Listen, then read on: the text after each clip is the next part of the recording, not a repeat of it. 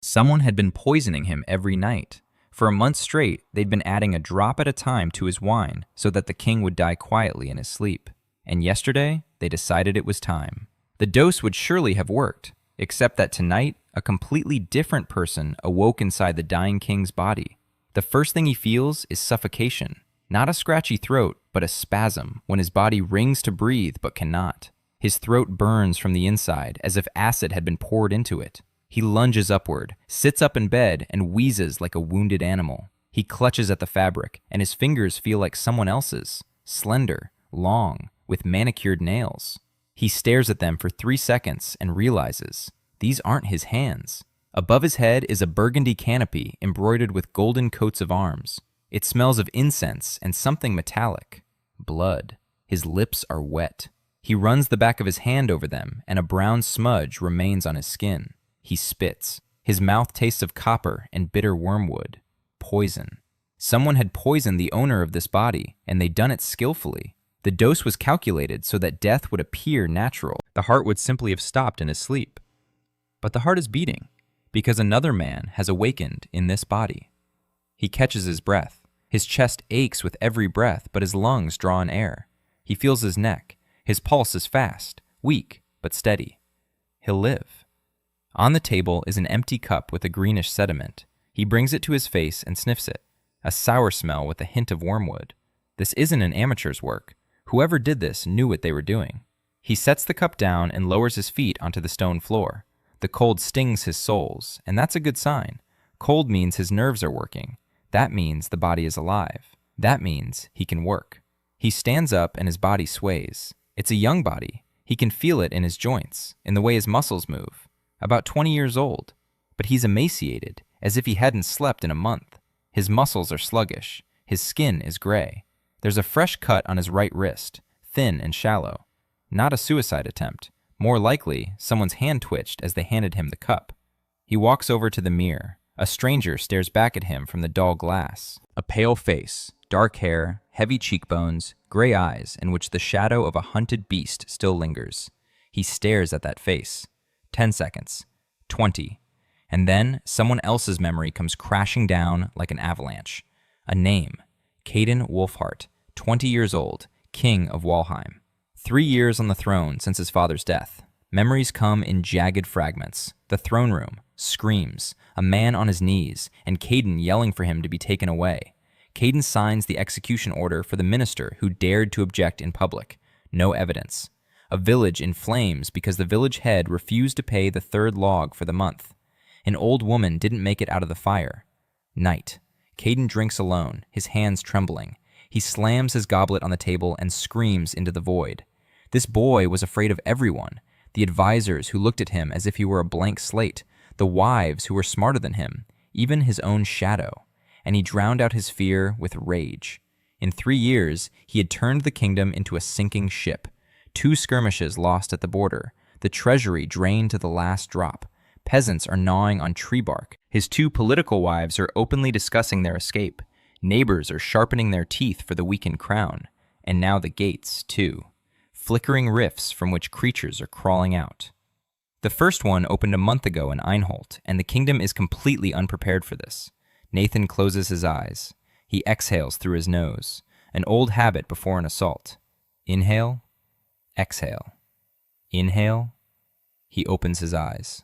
The look in the mirror is different now. Calm, assessing. 32 years of life, 10 years in special forces, 4 deployments, 2 wounds. He died shielding a grenade with his body, one that turned out to be live. The last thing he remembers is a flash and the frustration that he hadn't finished his cold ramen in the car. And now he stands in a medieval castle in the body of a 20-year-old tyrant whom they've just tried to poison. He looks at the goblet, at the door, at his new hands. Fair enough, we'll work with what we've got. First things first, he checks the room, a habit ingrained over the years, entrances and exits. There's 1 oak door bolted shut, 2 narrow windows, 2nd floor. He could jump, but it'd be a rough landing. Down below, in the courtyard, there's a guard at the gate and another on the wall. Both have their backs to the castle. They're guarding the entrance, not the king. That means they don't expect a threat from inside the castle. Or perhaps the threat is already inside and has done its job. He picks up the goblet again. A thin layer of sediment lies at the bottom. He was poisoned him regularly. Not a single dose, but a cumulative poison, day after day. Every evening, Caden drank wine, and every evening they added a little more to it. And yesterday, they increased the dose. They decided it was time. Nathan sits on the edge of the bed and counts. Whoever poisoned him thinks the king is dead. They'll come to check in the morning. They'll find the body. They'll announce that His Majesty passed away in his sleep. Chancellor Ringan will take power as regent, quiet and clean. Except the body isn't dead, and the one inside it isn't going to wait until morning. But he can't run either. No allies, no weapons. There's no understanding of the situation except for the fragments of memory from a frightened little boy. If he steps outside and starts giving orders, they'll either finish him off or decide the king has gone mad. He needs one thing, someone here he can trust. He sifts through Caden's memories like a deck of cards. No advisors, no ministers, no guard. Certainly no wives. They hated him, and they had every right to. Servants. He pauses. There is one person, Bert, the old servant, over 60 years old. He'd served even before Caden's father, the only one who didn't run away, the only one who brought water in the mornings when the king lay flat on his back after nights of drinking. Bert didn't love Caden, but he loved the crown. He served not a man, but an office, and he was so loyal to it that he stayed by the side of the one whom everyone else had abandoned. Nathan walks over to the wall and finds the servant's bell. He rings it twice, short and even, Bert's code signal from the fragments of his memory. 2 rings mean that the king needs only him. He has to wait 4 minutes. He counts them off while standing to the right of the door, not directly across from it, to the right, so that when the door opens, it will shield him. If it's not Bert who enters, but someone with a knife, he'll have a 1.5 second head start. That will be enough. Footsteps in the hallway. Light, shuffling steps. A quiet knock. 3 knocks. A pause. 1 more. Bert. Nathan slides the bolt back and steps back. An old man enters, thin, gray-haired, with a face etched with wrinkles. He's holding a pitcher and a towel. He sees Caden alive and fully conscious and freezes. The pitcher trembles. Water splashes onto the floor. And in the old man's eyes, there's no fear, no surprise, relief.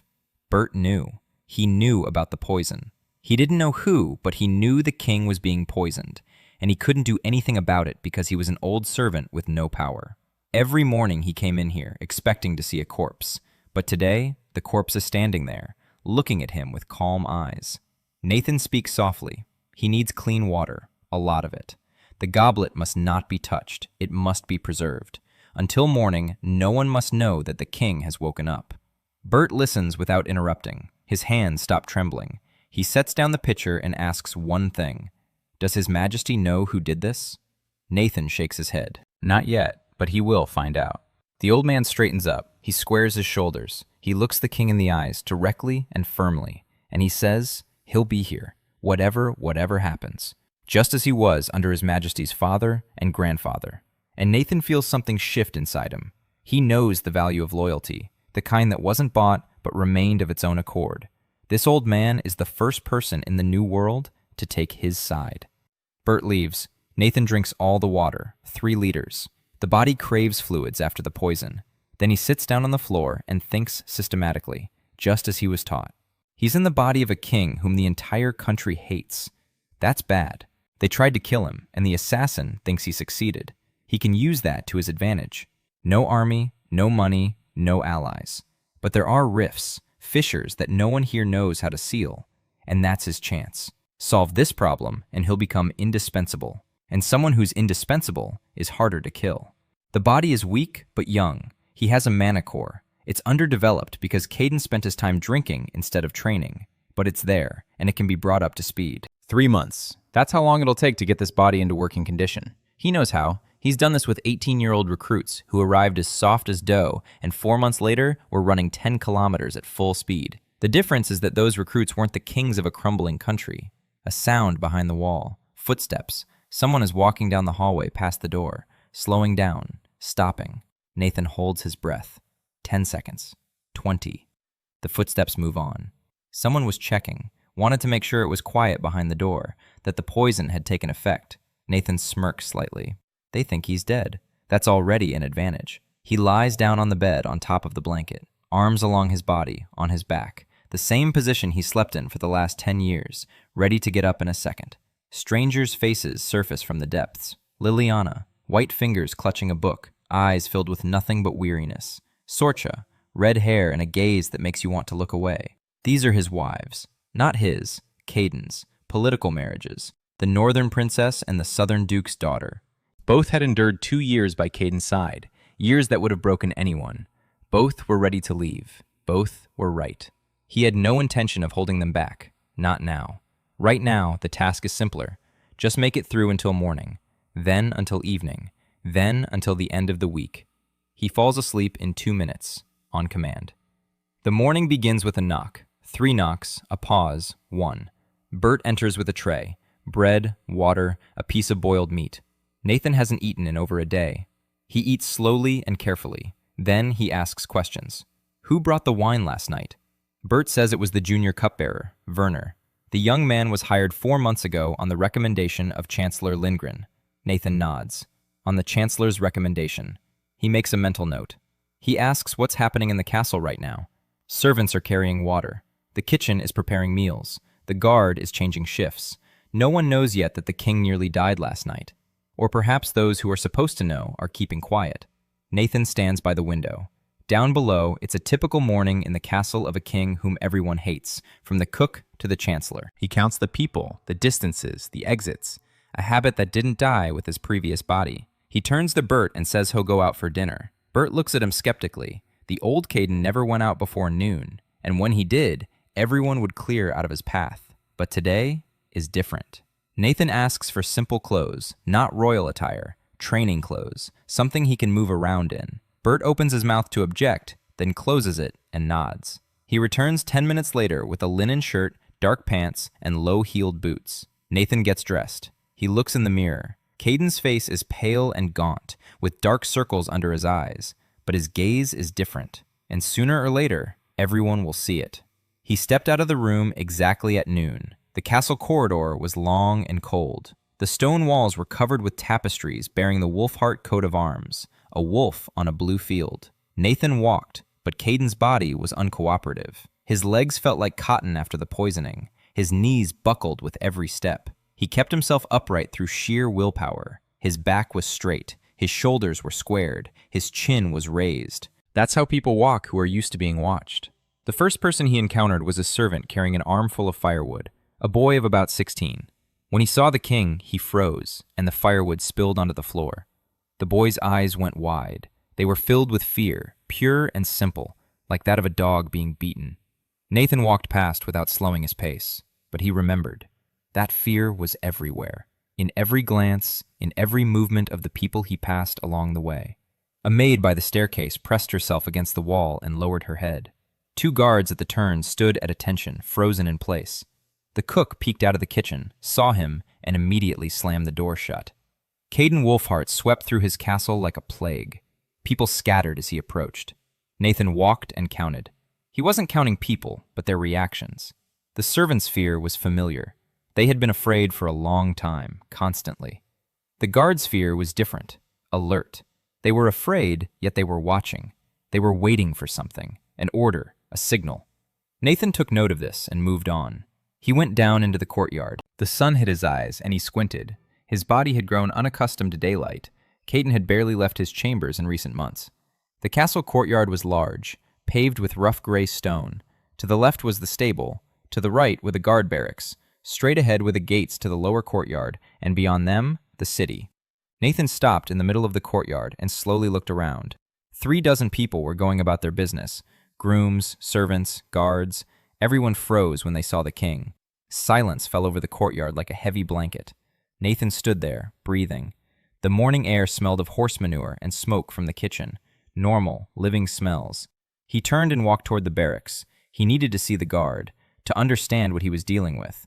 The barracks was a long, 2-story stone building. Inside, it smelled of sweat and leather. 20 bunks in 2 rows, an armory rack against the wall, swords, spears, a few crossbows. Nathan inspected the weapons. The swords were blunt. The leather straps on the scabbards were cracked. The spearheads were covered in rust. The crossbows were not oiled. He ran his finger along the blade of the nearest sword, and his finger remained clean. He didn't even cut himself. You couldn't even kill a chicken with this sword. He turned and saw that he was being watched. 3 guards were standing at the entrance. They were looking at him with that same wary gaze. One of them was a head taller than the others, broad-shouldered, with a heavy jaw and hands that clearly knew what hard work was. Nathan looked at him for 3 seconds. Then he asked his name. The guard flinched. The old Caden never asked for names. The old Caden yelled and gave orders. The guard swallowed and answered. His name was Friedrich. Nathan nodded and asked when the swords had last been sharpened. Friedrich exchanged glances with his comrades. He replied that it had been 2 months ago.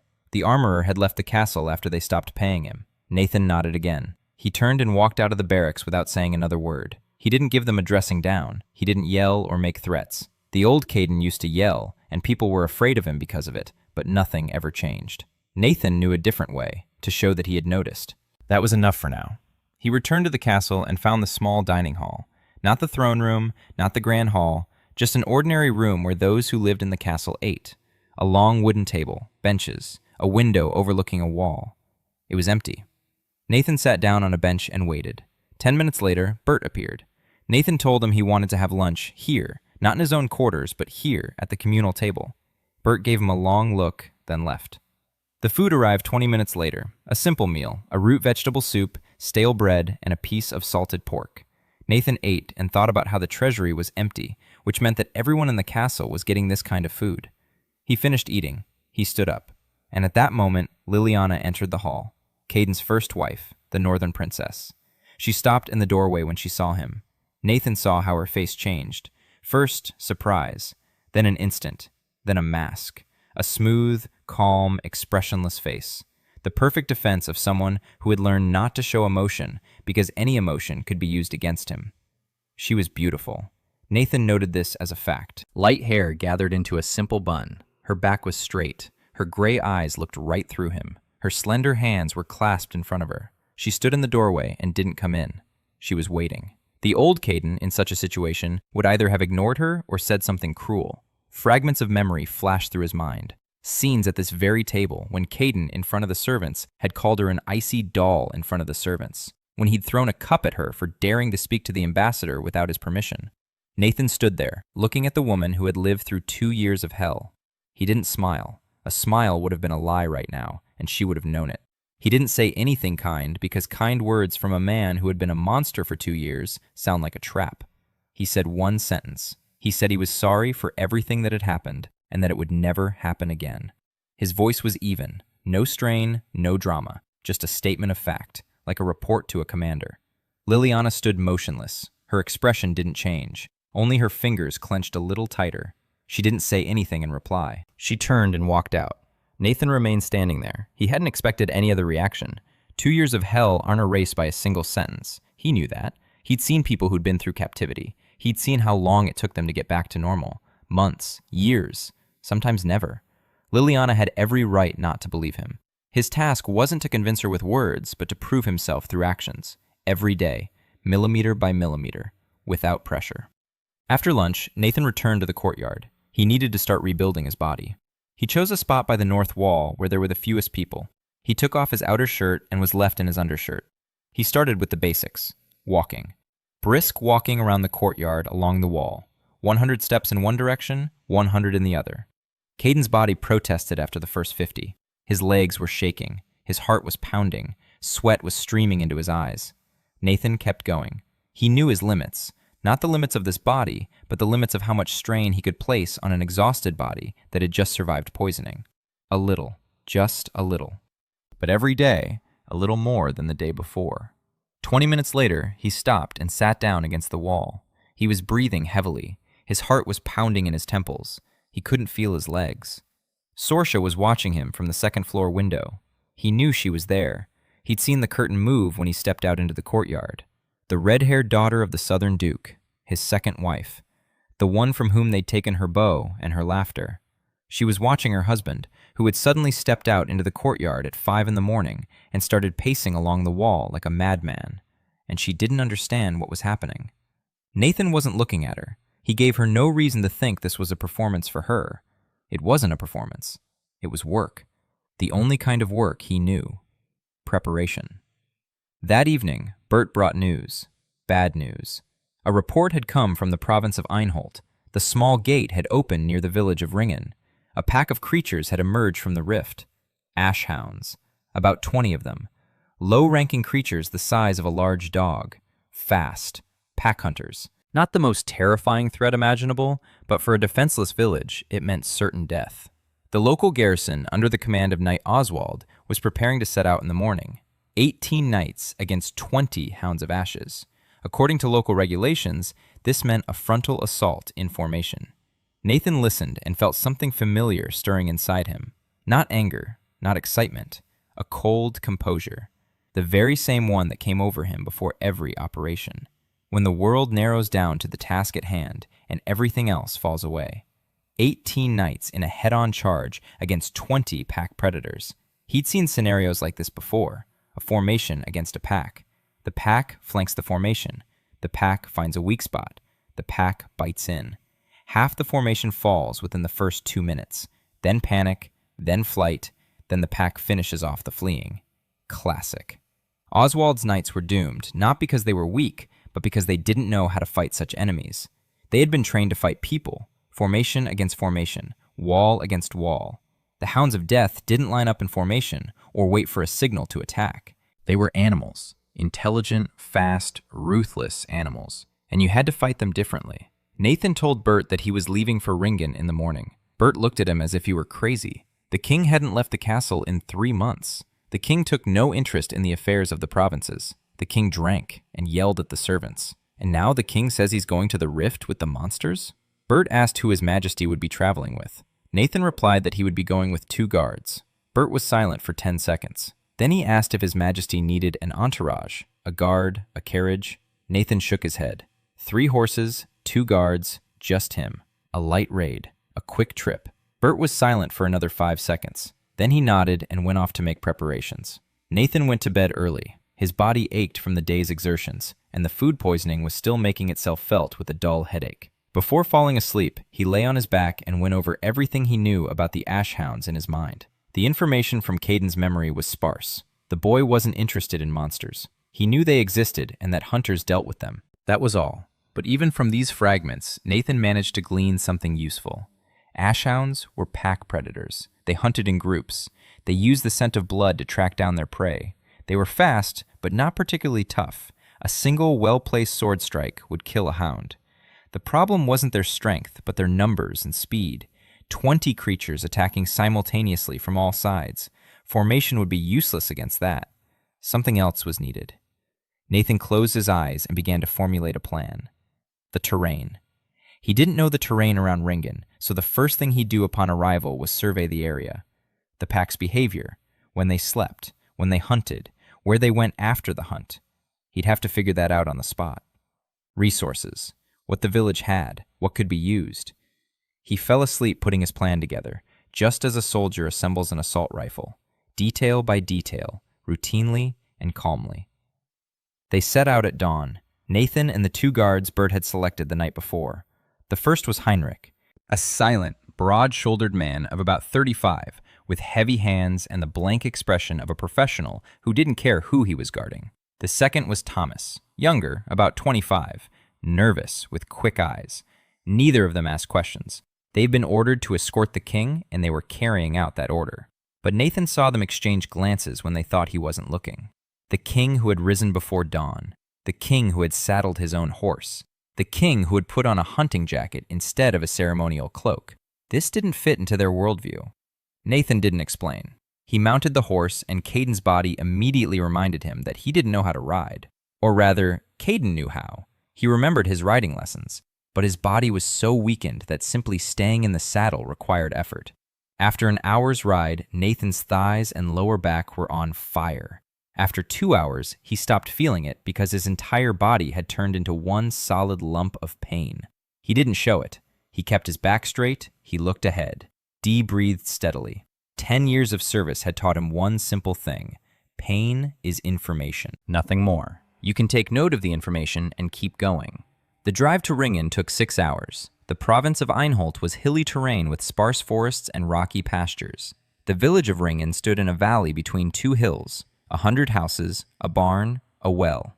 A low stone wall surrounded the central part of the village. Not a fortress, just a fence against wolves. which now offered no protection against the hounds of the dead.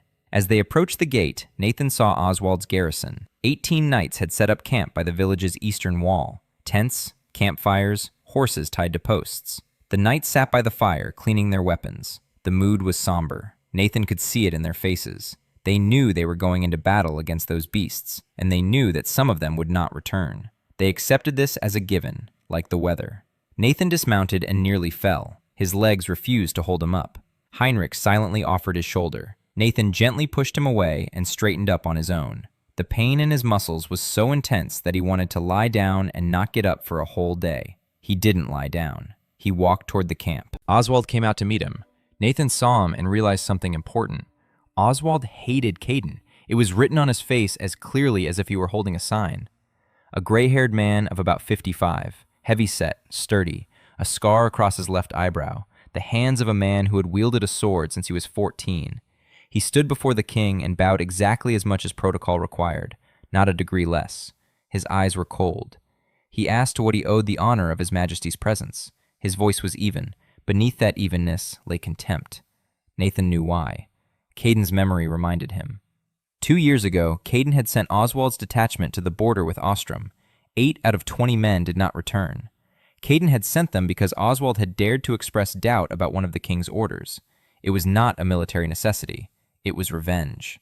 Oswald had lost 8 men because of the whim of a boy on the throne, and now he stood before that boy and bowed because his oath forbade him from spitting in his face. Nathan didn't apologize, not to Oswald, not now. Apologies without proof that you've changed are empty words, especially for a soldier who has buried his comrades. Nathan asked about the pack. Where were the hounds? How many were there? How were they behaving? Oswald replied briefly and in a military manner. The pack had settled 2 kilometers to the north, in a ravine by a stream, about 20 dogs. They go out hunting at dusk. They return in the morning. They attacked a village herd 3 days ago. They killed 5 cows. 1 herdsman was wounded. He's in the village now with his leg bandaged.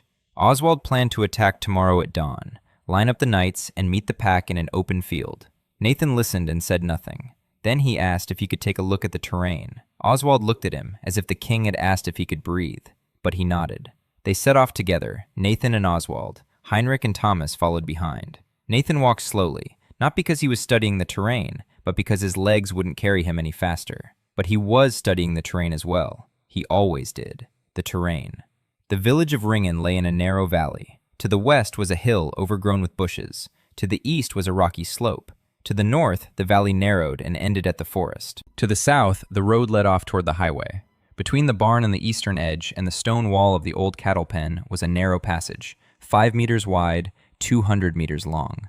On one side was the barn wall. On the other, the corral wall. Nathan stopped and stared at the passage for a full minute. Oswald stood nearby and waited. Nathan asked if there was any tar in the village. Oswald frowned. He replied that there was, at the roofers, 3 or 4 barrels. Nathan asked if there was any old hay. Oswald nodded. In the barn. Nathan asked what the pack ate. Oswald replied that they ate meat, any kind. They hunted anything that moved. They were drawn by the scent of blood. Nathan nodded. He could already see the plan, in its entirety, from start to finish, like a diagram on a board at headquarters, every element in its place. He gathered Oswald's knights an hour later. All 18 stood in a semicircle, looking at the young king with expressions that wavered between bewilderment and irritation. Nathan began to speak. He wasn't giving orders. He explained. This was important. A soldier who understands why he's doing what he's doing works 3 times more effectively than a soldier who simply follows orders. Nathan said that a head-on attack against a pack of hounds was suicide, that the pack would outflank the formation and latch on to those standing on the edges, that half of them would fall within the first 2 minutes. He said this calmly and evenly, without drama, like an instructor during a training session. The knights listened. Some frowned. One young man began to object, saying that the regulations prescribed a frontal attack. Nathan looked at him and asked in which battle against monsters he had participated. The young man fell silent. None. None of them had fought monsters. The gates were a new phenomenon, and the old regulations didn't work against them. Nathan laid out the plan. Simple. Clear. Every element was understandable, even to someone who had never heard the word tactics. First, slaughter a cow, an old one that would have been sent to slaughter anyway. Cut up the carcass and smear the blood on the walls of the passageway between the barn and the corral. Hounds are drawn to the scent of blood. They'll come. Second, deepen the passageway. Dig a trench across the passageway, 2 meters wide and 1.5 meters deep. It would take 3 hours if the whole village pitched in. Third, fill the trench with resin from the village's supplies and line it with old hay. Fourth, the knights take up positions on the walls of the barn and the pen. From above, not below, from above. Hounds cannot climb vertical walls. They are ground-based predators. Fifth, when the pack enters the passageway, lured by the scent of blood, set the trench on fire. The fire cuts off their escape route. Panic, a stampede, disorientation. Sixth, the knights finish them off from above, with spears, crossbows, stones, anything, without risk, without casualties. Nathan finished and looked at their faces. Silence. The knights exchanged glances. Some looked at Oswald, waiting for his reaction. Oswald stood with his arms crossed over his chest. His face was stony. He remained silent for 10 seconds. Then he asked one thing. He asked how His Majesty knew how the dust hounds hunted. Nathan replied that he had observed them. It was a lie. He had never seen a dust hound in his life, but he had seen pack predators. He had seen wolves in the mountains of Afghanistan. He had seen feral dogs in the ruins of bombed-out cities. All pack predators operate on the same principle: scent, pursuit, encirclement, dividing the prey, finishing it off. And all pack predators are equally vulnerable when trapped in a confined space. Nathan didn't know this from books. He knew it because he himself had driven enemies into confined spaces for 6 years straight. Oswald looked at him for a long time. Then he nodded, once, briefly, and he turned to his men and gave the order to start digging. They worked until dark. The village men came out to help when they saw the knights picking up shovels. The moat was ready by sunset, deep and even. They poured tar from 4 barrels. Hay was laid along the edges. They slaughtered a cow and hung the carcass on a hook over the moat so that the blood would drip down. The smell would carry for kilometers. Nathan checked every position personally. He climbed onto the barn wall. His legs trembled with fatigue, but he made it up. He surveyed the firing sectors. He instructed 2 knights where to stand to cover the blind spot by the left wall. He climbed down. He checked the moat. It was deep enough. There was enough resin to burn for 15 minutes. That would be enough. He checked the exits. If something went wrong and the pack broke through, the knights had a place to retreat. Across the barn roof to the other side, there must always be an escape route. Always. Oswald followed him and watched. Nathan could feel his gaze on his back. The old knight saw what was happening and couldn't explain it. The tyrannical boy he had for 3 years had suddenly turned into someone else, into a man who thinks before a fight, who checks his positions, who knows what a firing sector and a dead zone are. It didn't add up. Oswald remained silent, but Nathan could see that something was beginning to change in his eyes. Not trust. It was still a long way from trust, but a shadow of doubt. Maybe the boy on the throne wasn't quite what he seemed. That night, Nathan couldn't sleep. He sat on the barn wall, wrapped in a soldier's cloak, and looked north. Somewhere down there in the ravine by the stream, a pack was sleeping. 20 creatures from another world. He wasn't afraid. Fear was a luxury he'd stopped allowing himself at 24, when his unit was ambushed in a mountain gorge and spent 3 hours fought their way out until evacuation arrived. Since then, fear had turned into information, just like pain. He sat there thinking about what would happen if the plan worked, and about what would happen if it didn't. If the plan worked, 18 knights would destroy the pack without suffering any losses. It would be the first victory for the new Caden. Small, but important. 18 people who would see that the king could do more than just shout.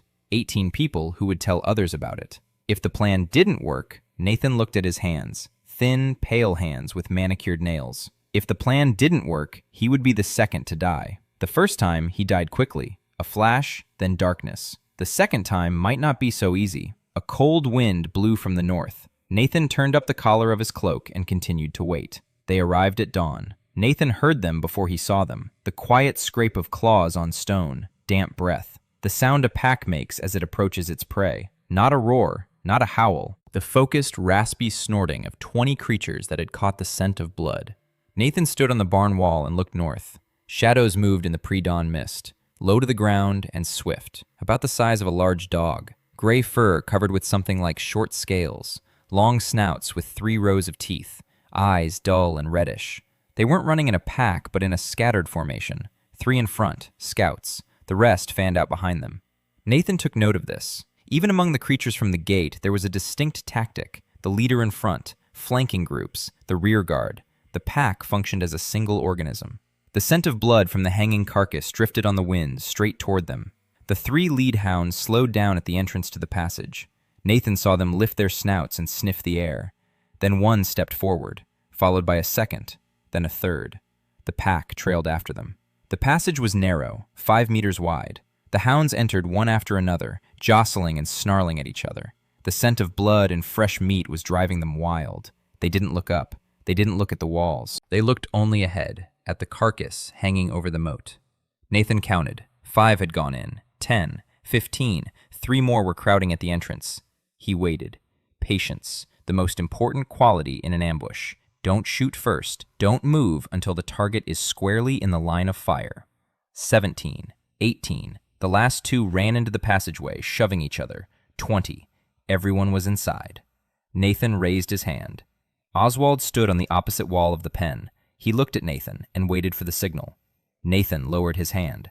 Oswald shouted. The knight at the entrance to the passageway knocked over a barrel of burning tar. The fire surged through the hay and the tar that had flooded the moat. A wall of flame rose 2 meters high. The passageway had become a trap. Ahead was fire. Behind them, the overturned barrel of burning resin blocked the exit. On either side were stone walls. Above them were the knights. The hounds howled. The sound was so piercing that Nathan's jaw clenched. A thin, shrill screech from 20 beasts in an enclosed space. They thrashed about. They jumped. They lunged at the walls and slid right off. Their claws scraped against the stone, leaving white streaks, but they couldn't hold on to the vertical surface. The fire burned their paws and tails. The smell of scorched fur wafted upward. Nathan shouted, "Spears down!" The knights sprang into action. They stood on the walls on either side of the passageway and thrust their spears from top to bottom, into their backs, into their necks, into their heads. The first 5 hounds fell within a minute. The rest choked on the smoke and fire, bumping into one another and exposing themselves to the blows. Nathan stood on the wall and watched. He did not take part in the fight. Caden's body wouldn't have held up, but he was in command. When a group of 4 hounds cornered themselves against the wall, he shouted to the 2 knights on the left to shift their fire to that sector. When one hound leaped higher than the others and nearly caught the edge of the wall, he signaled to the crossbowman on the right. The bolt pierced the creature's neck, and it fell back down bottom. 7 minutes. 7 minutes later, it was all over. 20 hounds lay in the burning moat and the narrow passage between the barn and the pen. Not a single knight had suffered even a scratch. The silence that followed was deafening. The knights stood on the walls and looked down. Some were breathing heavily. A guy in his 20s sat down on the wall and began to shake. That's normal. Nathan had seen it hundreds of times. The adrenaline wears off and the body starts to react. He didn't say anything to the guy. He just walked past and gave him a quick pat on the shoulder, a gesture that meant nothing and meant everything. You're alive. You made it. It's okay to shake. Nathan climbed down from the wall. His legs buckled on the last step, and he barely managed to stay on his feet. His body was at its limit. 6 hours on horseback, a sleepless night. The poison hadn't completely left his system yet. He stood by the barn wall, breathing through his nose. Steady, even, without showing that he was about to collapse.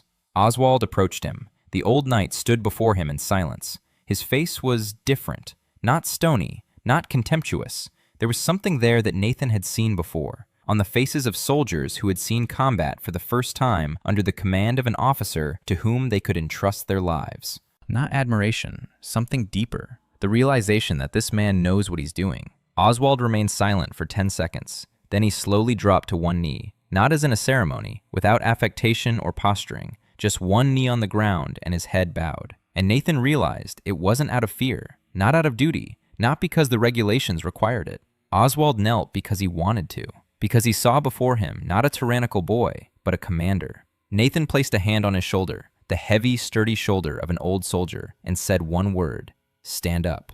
Oswald stood up. He looked the king in the eyes, and for the first time in 3 years, there was no hatred in his gaze. The village came to life. The villagers came out of their houses and watched the knights climbing down from the walls. Women, children, elderly people. They had seen the smoke from the pass, they had heard the creature's screeches, and now they saw that all 18 knights were alive and unharmed. It was impossible. Against 20 hounds, casualties should have amounted to at least a third of the squad. That was always the case. That was the case in neighboring villages. That was the case in Kamenitsa, where 10 knights had attacked a pack of 15 hounds and only 4 returned. But here, there were no casualties at all. The village headman approached Nathan, a lean, sinewy man with a weather-beaten face. He did not know that the king stood before him. Nathan was dressed in a simple jacket without any insignia. The village headman looked at the young man with dark circles under his eyes and a pale face, who could barely stand on his feet. He asked who he was. Nathan replied briefly, "One of the knights." He did not give his name, he did not demand honors. The old Caden would have demanded fanfare and the whole village to kneel before him. Nathan wanted something different. He wanted Oswald's knights to see that he was giving the victory to them, not to himself, to them. That was the first lesson. A commander who takes glory for himself loses his men. A commander who gives glory to his subordinates gains an army. After the battle, Nathan examined the hounds' carcasses. It was important. He wasn't a hunter, but he was a scout, and a scout always studies the enemy, even a dead one, especially a dead one. The hound's hide was tough. Scales covered their backs and sides, but their bellies were soft, a weak spot. 3 rows of teeth. Their claws were short but sharp. Their hind legs were more powerful than their front legs. That meant they leaped rather than ran. They attacked with a sudden burst. They were fast over short distances, but ran out of steam over long ones. He examined the 4 carcasses and memorized everything. When they returned to the castle, he would write it down, or have someone else write it down. A catalog of creatures, weak points, behavior, countertactics. None of that existed here. Hunters and knights fought monsters blindly, every time as if it were the first. Nathan was going to change that. They spent another day in Ringan. Nathan slept for 6 hours on a hard bench in the village elder's house. Every cell in his body was grateful for the rest.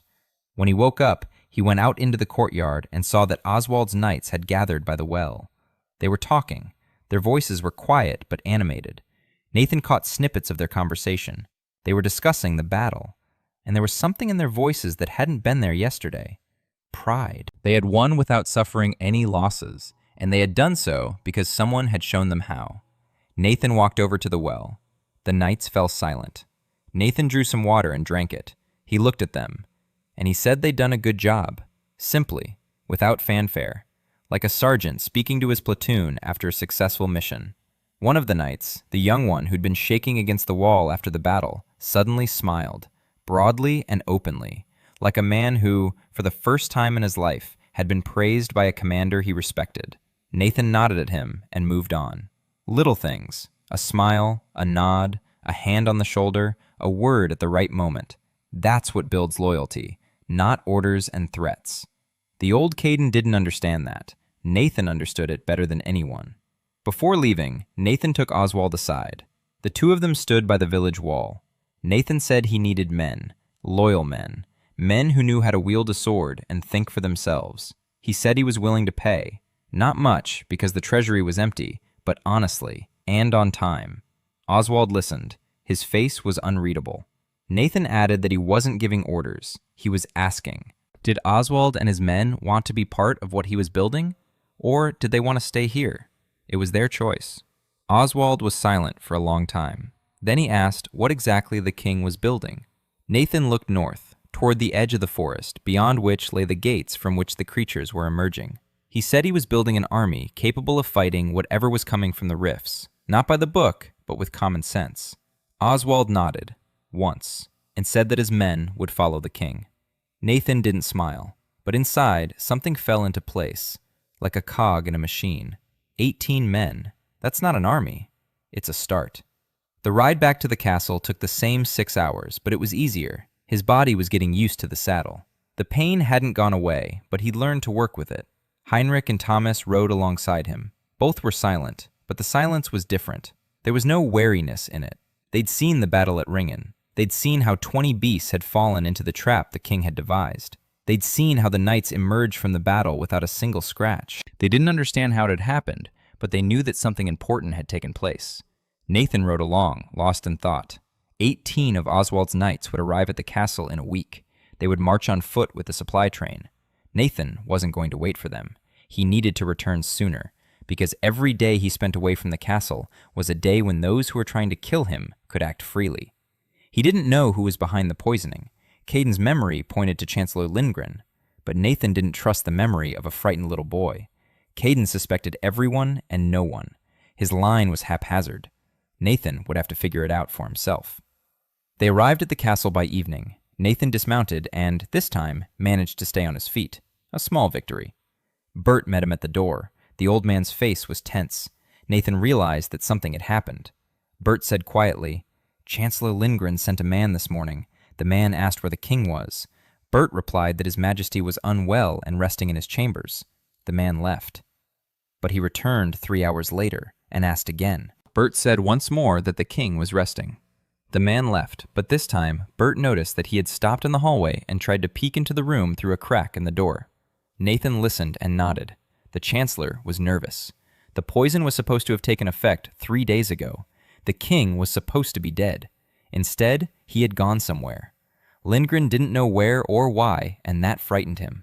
A frightened enemy is dangerous. He might do something foolish, but he might also do something clever and quick when you least expect it. Nathan had to proceed with caution. First, he washed up, with hot water in a wooden tub that Bert had prepared in advance. His body was grateful for the warmth. His muscles relaxed. Nathan sat in the water and felt the poison continuing to leave his system. The skin on his hands was peeling. His joints ached. But with each passing day, things got a little better. A young body recovers quickly. He's 20 years old. At 20, the body can forgive almost anything, even poison. After washing, he put on clean clothes, simple ones again, a shirt, pants, boots. No royal regalia. Bert watched him with an expression that was hard to read. He was used to Caden demanding a gold chain and a crown, even at breakfast, and now the king was dressed like a stable hand? Nathan went down to the small dining hall. It was time for dinner. The room was not empty. Seated at the table were 3 servants and a guard, who were eating silently and quickly. Upon seeing the king, they jumped to their feet. Nathan gestured for them to sit down. He sat down at the end of the bench. Bert brought him the same thin soup and the same stale bread that everyone else was eating. Nathan ate. The servants sat across from him and didn't eat. They stared at him with wide eyes. The king at the common table. The king eating the same food as them. A king who gestured for them to sit down instead of chasing them away. One of the servants, the same young man who had dropped the firewood that morning 2 days ago, cautiously returned to his plate. Then a second one. Then a third. The guard ate last, never taking his eyes off the king. Nathan finished eating and stood up. He nodded to them and left. Behind him was silence. But it was a different kind of silence. Not fear. Confusion. The next morning, Nathan went out into the courtyard before dawn, 5 in the morning. The courtyard was empty. Only the sentry on the wall, and he was dozing. Nathan started by walking. 200 steps along the north wall. 200 back. Then a light jog. Slow. Barely faster than a walk, but a jog. His body protested. His knees, ankles, lungs, everything ached. He ran for 10 minutes and stopped because he started to feel dizzy. He sat down by the wall, caught his breath, stood up and ran for another 10 minutes. Then breathing exercises. Standing by the wall, inhale for a count of 4, hold for 4, exhale for 4. A simple technique. It expands the lungs, strengthens the diaphragm, stabilizes the heart. In a month, he'll be able to run for half an hour without stopping. In 2 months, an hour. In 3 months, it would be a different body. He knew this because he'd done it before. Not on himself, but on others. But the principle was the same. Sorsha was watching him from the second-floor window. Nathan knew she was there. The second morning in a row. A redhead peeking from behind the curtain. She thought he couldn't see her. He could see her. Peripheral vision. A habit of noticing observers. But he didn't let on. Let her watch. Let her try to figure it out. In a week, she'd get used to him running in the mornings. In 2 weeks, she'd start to think it wasn't a show. In a month, maybe she'd come out of her room. Patience. Nathan knew how to wait. Waiting for an ambush, waiting for an evacuation, waiting for the right moment to shoot. Waiting until a frightened woman decides she's out of danger. It's all the same. Patience. After his workout, Nathan returned to the castle and asked Bert to bring him everything he had on the state of the treasury. Bert brought a bundle of parchments from the chancellery. Nathan sat down at the table in his chambers and began to read. Reading was difficult. The language was familiar. Caden's memory contained literacy. But the financial documents were written in clerical handwriting with abbreviations that Nathan did not understand. He He spent 2 hours deciphering them. The picture that emerged was grim. The treasury was empty. Not just empty, it was in debt. Over the course of 3 years, Caden had run up debts with 3 trading houses. Interest was mounting. Taxes were being collected, but were disappearing into thin air. Nathan searched for clues. Where was the money going? The royal court spent a lot, but not that much. Maintaining the army was costly, but the army was in such a state that clearly little was being spent on it. The money was disappearing. Somewhere. To someone. Nathan set the parchments aside and rubbed his eyes. He needed someone who understood finances. The Minister of Finance had been executed by Caden 6 months earlier. No replacement had been appointed. Chancellor Ringan was handling the finances. The very same chancellor who was most likely undermining the king. The very same chancellor through whose hands all the kingdom's money passed. Nathan smirked. You didn't even need to be an investigator to see the scheme. Ringan managed the finances. Ringan was poisoning the king. Ringan was plotting a coup. And Ringan was surely diverting money from the treasury to himself and to those who supported him. But suspicion isn't proof. Nathan put the parchments away and decided he'd return to them later, when he had someone he could trust with this work. That evening, Nathan bumped into Sorsha, literally. He was walking down the hallway toward his quarters when she came around the corner. They stopped, just a few steps apart. Nathan saw her up close for the first time. Her red hair fell loosely over her shoulders, freckles on her nose and cheeks, green eyes, beautiful, and angry. Anger was in every line of her face, in her pursed lips, in her narrowed eyes, in her tense shoulders. She looked at him, and her gaze said everything she was thinking: hatred, contempt, and beneath them, deep down, fear. Because the old Caden, in a situation like this, could have done anything: insult her, hit her, lock her in a room. She stood there, waiting for the blow. Nathan could see it as clearly as if she'd said it out loud. Her body poised to retreat, weight on her back leg, hands slightly forward. She was waiting for the blow and ready to run. Nathan stood motionless. He didn't move. He didn't speak. He gave her 3 seconds to see that he wasn't going to do anything. Then he took a step back to the side. He made way for her, silently, without explanation. No apologies. Not the time. Sorsha stood there and looked at him for another 2 seconds. Then she walked past him, quickly, without looking back. Nathan heard her footsteps quicken around the corner. She was practically running. He stood in the hallway, breathing. He wanted to tell her the same thing he told Liliana, that he was sorry, that it wouldn't happen again. But that wouldn't have worked with Sorsha. Liliana was ice. Ice can be melted with a word. Sorsha was fire. You can't extinguish fire with a word. She needs action, not words. Something she would see and understand for herself, without his explanations. Nathan went to his quarters. A list was already taking shape in his mind. Things he needed to do tomorrow. Start training with the castle garrison. Find a weaponsmith. Sort out the supply system. Learn more about the gates that were opening more and more often. And one more thing. A small one. He recalled from Caden's memory that Sorsha used to shoot a bow before she was married. She with her father. It was her joy. At the castle, they took her bow away. Caden did it. He said it wasn't fitting for the king's wife to carry a weapon. In reality, he was simply afraid that one day she would aim an arrow at him. And he was right. Nathan lay down on the bed and closed his eyes. Tomorrow he would find out if there was an archer in the castle who could get or make a good bow. Not for himself, for her. Not as a gift. Gifts from a tormentor look like a bribe. He would simply leave the bow in the armory and arrange it so she'd know it was there. She'd decide the rest for herself. On the 3rd day after returning from Ringan, a man sent by Chancellor Ringan came to see Nathan. A short man in dark clothes with a thin face and attentive eyes. He introduced himself as the Chancellor's secretary. His name was Werner. Nathan looked at him and remembered.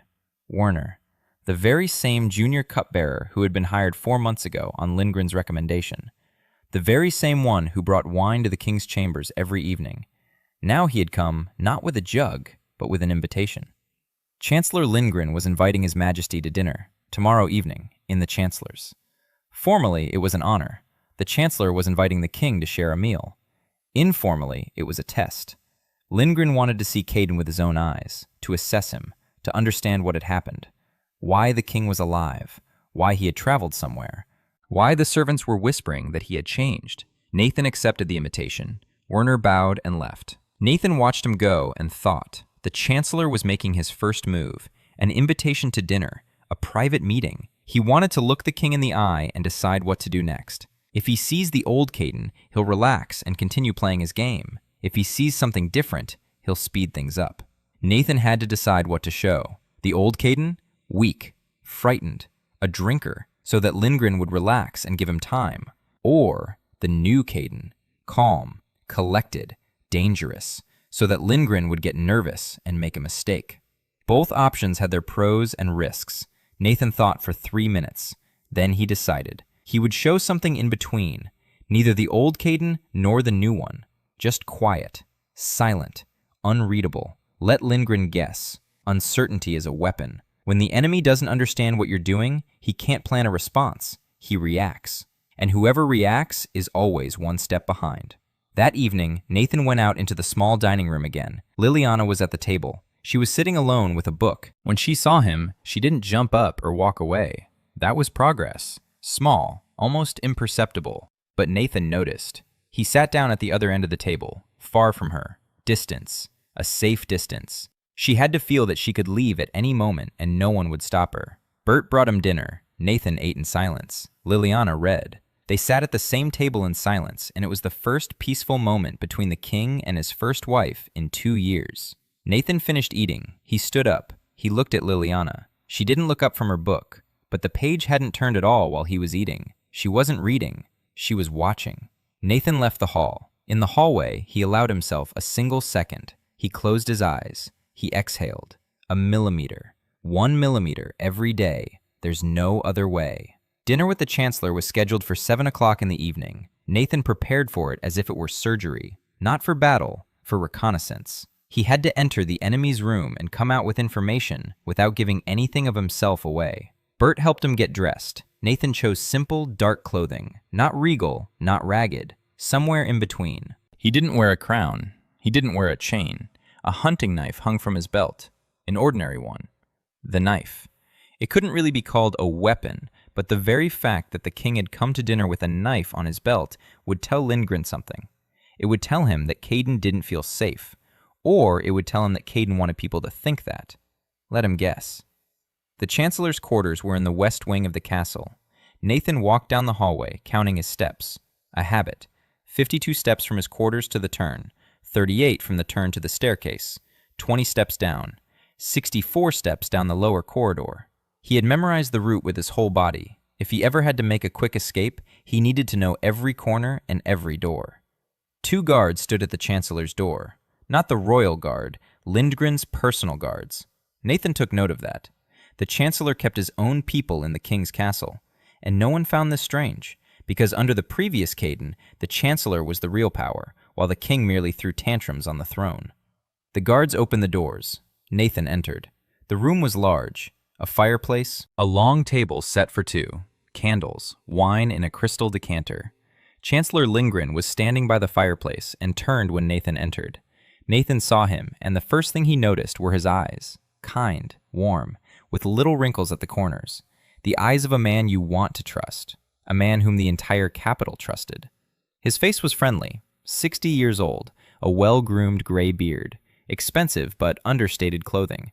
Everything about him spoke of reliability, of wisdom, of care. Nathan had seen people like this before, not in his past life among the military, among those who interrogated prisoners. A man who looks like a kind grandfather, yet is capable of ordering your fingernails to be torn out without changing his expression. A professional. Lindgren smiled and said he was glad to see His Majesty in good health. His voice was soft, yet concerned. He added that he'd heard about the king's illness and had been worried. Nathan looked at him and said nothing. 3 seconds. 5. 7. Silence is pressure. Most people can't stand silence and start talking to fill the void. Lindgren wasn't like most people. He endured the silence with a gentle smile. He waited patiently. Nathan nodded and sat down at the table. Lindgren sat across from him. Dinner was good. Meat, fresh bread, cheese, wine. Nathan ate slowly. He didn't touch the wine. Lindgren noticed this and said nothing. Only his eyes narrowed slightly, for a split second. Nathan caught that movement and committed it to memory. The chancellor had expected Caden to drink. The Caden of the past always drank, everywhere, especially when he was nervous. Refusing the wine was a signal, a small but clear one. Something had changed. Lindgren began the conversation with small talk, the weather, the harvest, rumors of a trade dispute with the neighbors.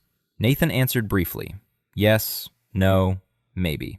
He didn't give away any information. He didn't express opinions. He didn't argue. He just ate and listened. Lindgren tried out different topics like a fisherman tries different baits. He mentioned that the gates were opening more often. Nathan nodded. He mentioned that the capital's Hunters Guild was asking for increased funding. Nathan nodded. He mentioned that the neighboring kingdom of Ostrom had conducted military exercises near the border. Nathan nodded. He didn't react. He didn't latch on to any of the topics. He didn't show that any one of them concerned him more than another. Lindgren was studying him. Nathan could see the chancellor weighing his options in his head, trying to understand what had happened to the king, why he was silent, why he wasn't drinking, why he looked as if he could see something beyond the words. Half an hour later, Lindgren got down to business, gently, as if it were just an afterthought. He said he'd heard about His Majesty's trip to the provinces, that he was pleased His Majesty was taking an interest in the affairs of the kingdom, that he'd be happy to assist with any endeavors. Nathan looked him in the eyes, for the first time all dinner, directly and for a long time. Lindgren met his gaze. A smile remained on his face. His eyes were kind, but somewhere deep beneath that kindness, Nathan saw coldness, calculation, the patience of a predator lying in wait. Nathan spoke a single sentence. He said he thanked the chancellor for his concern for the kingdom. His voice was even. His face was calm. Nothing more. He stood up. He bowed exactly as etiquette required, and he left. In the hallway, he walked without looking back. 52 steps. A turn. 38. The staircase. 20 steps. In his chambers, he locked the door and sat down on the bed. His hands were steady. His breathing was even. Lindgren. Nathan closed his eyes and replayed the entire dinner in his head. Every word, every glance, every movement. The chancellor was clever, very smart. He didn't pressure him, didn't threaten him, didn't ask direct questions. He tried, he probed, he looked for a crack to slip through. Nathan didn't give him a crack, but Lindgren didn't give anything either. They both came away from that dinner with nothing to show for it, with one exception. Nathan now knew one important thing. Lindgren wasn't afraid the king, not at all. Not for a single second during the entire dinner did anything resembling apprehension flicker in his eyes. He looked at Caden as if he were a problem to be solved, not as a threat. This meant the chancellor had a backup plan. If the poison hadn't worked, then there was another way, and that way was already in place. The next day, Nathan changed his routine. He got up at 4 in the morning, workout, running along the wall, 20 minutes, 5 minutes longer than yesterday. Then breathing exercises. Then cold water from the well over his head and body. Bert stood nearby with a towel, looking at the king as if he were crazy. Nathan dried himself off and went to the barracks. Friedrich was on duty. Nathan asked him how many men were in the castle garrison. Friedrich replied, 34. Of those, 6 were sick, 2 were wounded, 3 were away on duty. That made 23 men on duty. Nathan nodded and asked who was in command of the garrison. Friedrich hesitated. Formally, Captain Brandt was in command, but Captain Brandt had been drinking just as much as Caden for the past 2 months. He showed up for duty every other day, and even then, only briefly. The garrison was left to its own devices, without orders, without discipline, without a purpose. Nathan asked where Captain Brandt was now. Friedrich nodded toward the upper barracks. He's sleeping. Nathan went there. He found Captain Brandt on his bunk, a man in his 40s, once sturdy, now flabby, a swollen face, the smell of alcohol on his breath. An empty jug lay next to the cot. Nathan stood over him for 10 seconds. Then he grabbed the jug of water sitting on the table by the door. He poured it over the captain's head. Brandt jumped up, wheezing and waving his arms. He saw the king. He froze. His eyes darted around. He was still drunk. Nathan looked at him and saw what he had seen dozens of times before. A soldier who had given up, who no longer cared. Because there was no one left to demand more of him. Because the king he served was worse than he was himself. Nathan told him 3 things. First, from this day forward, Captain Brandt will not drink. Not a drop, not a sip. If Nathan sees or learns that Brandt has touched a jug of wine, he will personally throw him out beyond the castle gates without. Second, tomorrow morning at 5 o'clock, Brandt will line up the garrison in the courtyard. Everyone, including the sick if they can stand. Third, Nathan turned toward the door and added without looking back. He said he believed that Captain Brandt was once a good soldier. and perhaps he could be again. That's his choice. He left. That evening, the news Nathan had been waiting for and dreading arrived. Bert brought a parchment bearing the seal of the provincial garrison. A new rift. This time, not a small one, a medium-sized rift. D rank. It had opened 10 kilometers north of Ringan. Nothing had come out of it yet, but the rift was expanding. According to a local tracker's assessment, creatures would start crawling out of it in 2 or 3 days. And judging by the size of the rift, they wouldn't be dust hounds, something larger, something more dangerous. Nathan read the report twice. Then he sat down and began to think. Oswald's knights were on their way. They would arrive in 4 days. Too late. The castle garrison was incapacitated. 30 men with blunt swords and no commander. The capital's Hunters Guild could have helped, but it worked for Ringan. Asking them for help would mean showing weakness, and giving the chancellor yet another lever of influence. Nathan thought for 5 minutes. Then he made a decision. He would go himself. Not with an army, not with the hunters, with whoever he could gather in a day. With Friedrich, who at least knew how to wield a sword. With Thomas and Heinrich. Maybe 2 more from the garrison. 5 or 6 men. Against the D-Rang gate. It was madness. Nathan knew it. But he also knew that if he didn't go, the gate would open completely. Monsters would pour out of them, and the villages around Ringan would begin to die. And Oswald's 18 knights, who had just put their faith in him, would see that the king had abandoned them at the first real threat. He couldn't let that happen. He stood up and went to find Friedrich. Friedrich listened to him in silence. Nathan didn't give orders. He explained the situation. The gate. 2 or 3 villages in the affected area. There's no time. Few people. He asked Friedrich if he would go with him. Friedrich was silent for 5 seconds. Then he nodded.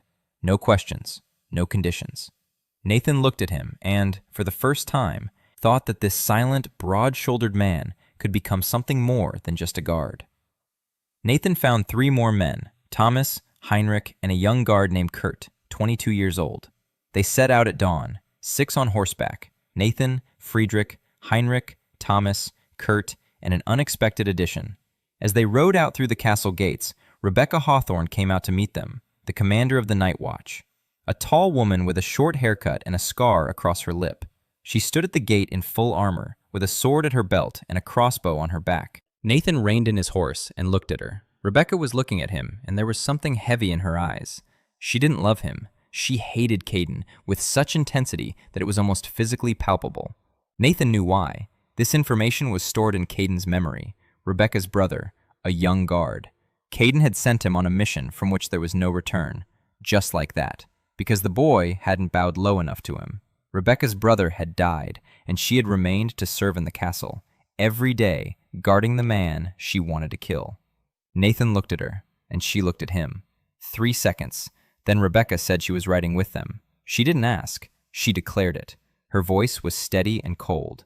Nathan could have refused. He could have asked why. He didn't. He nodded. Rebecca mounted her horse in silence and took her place at the back of the column.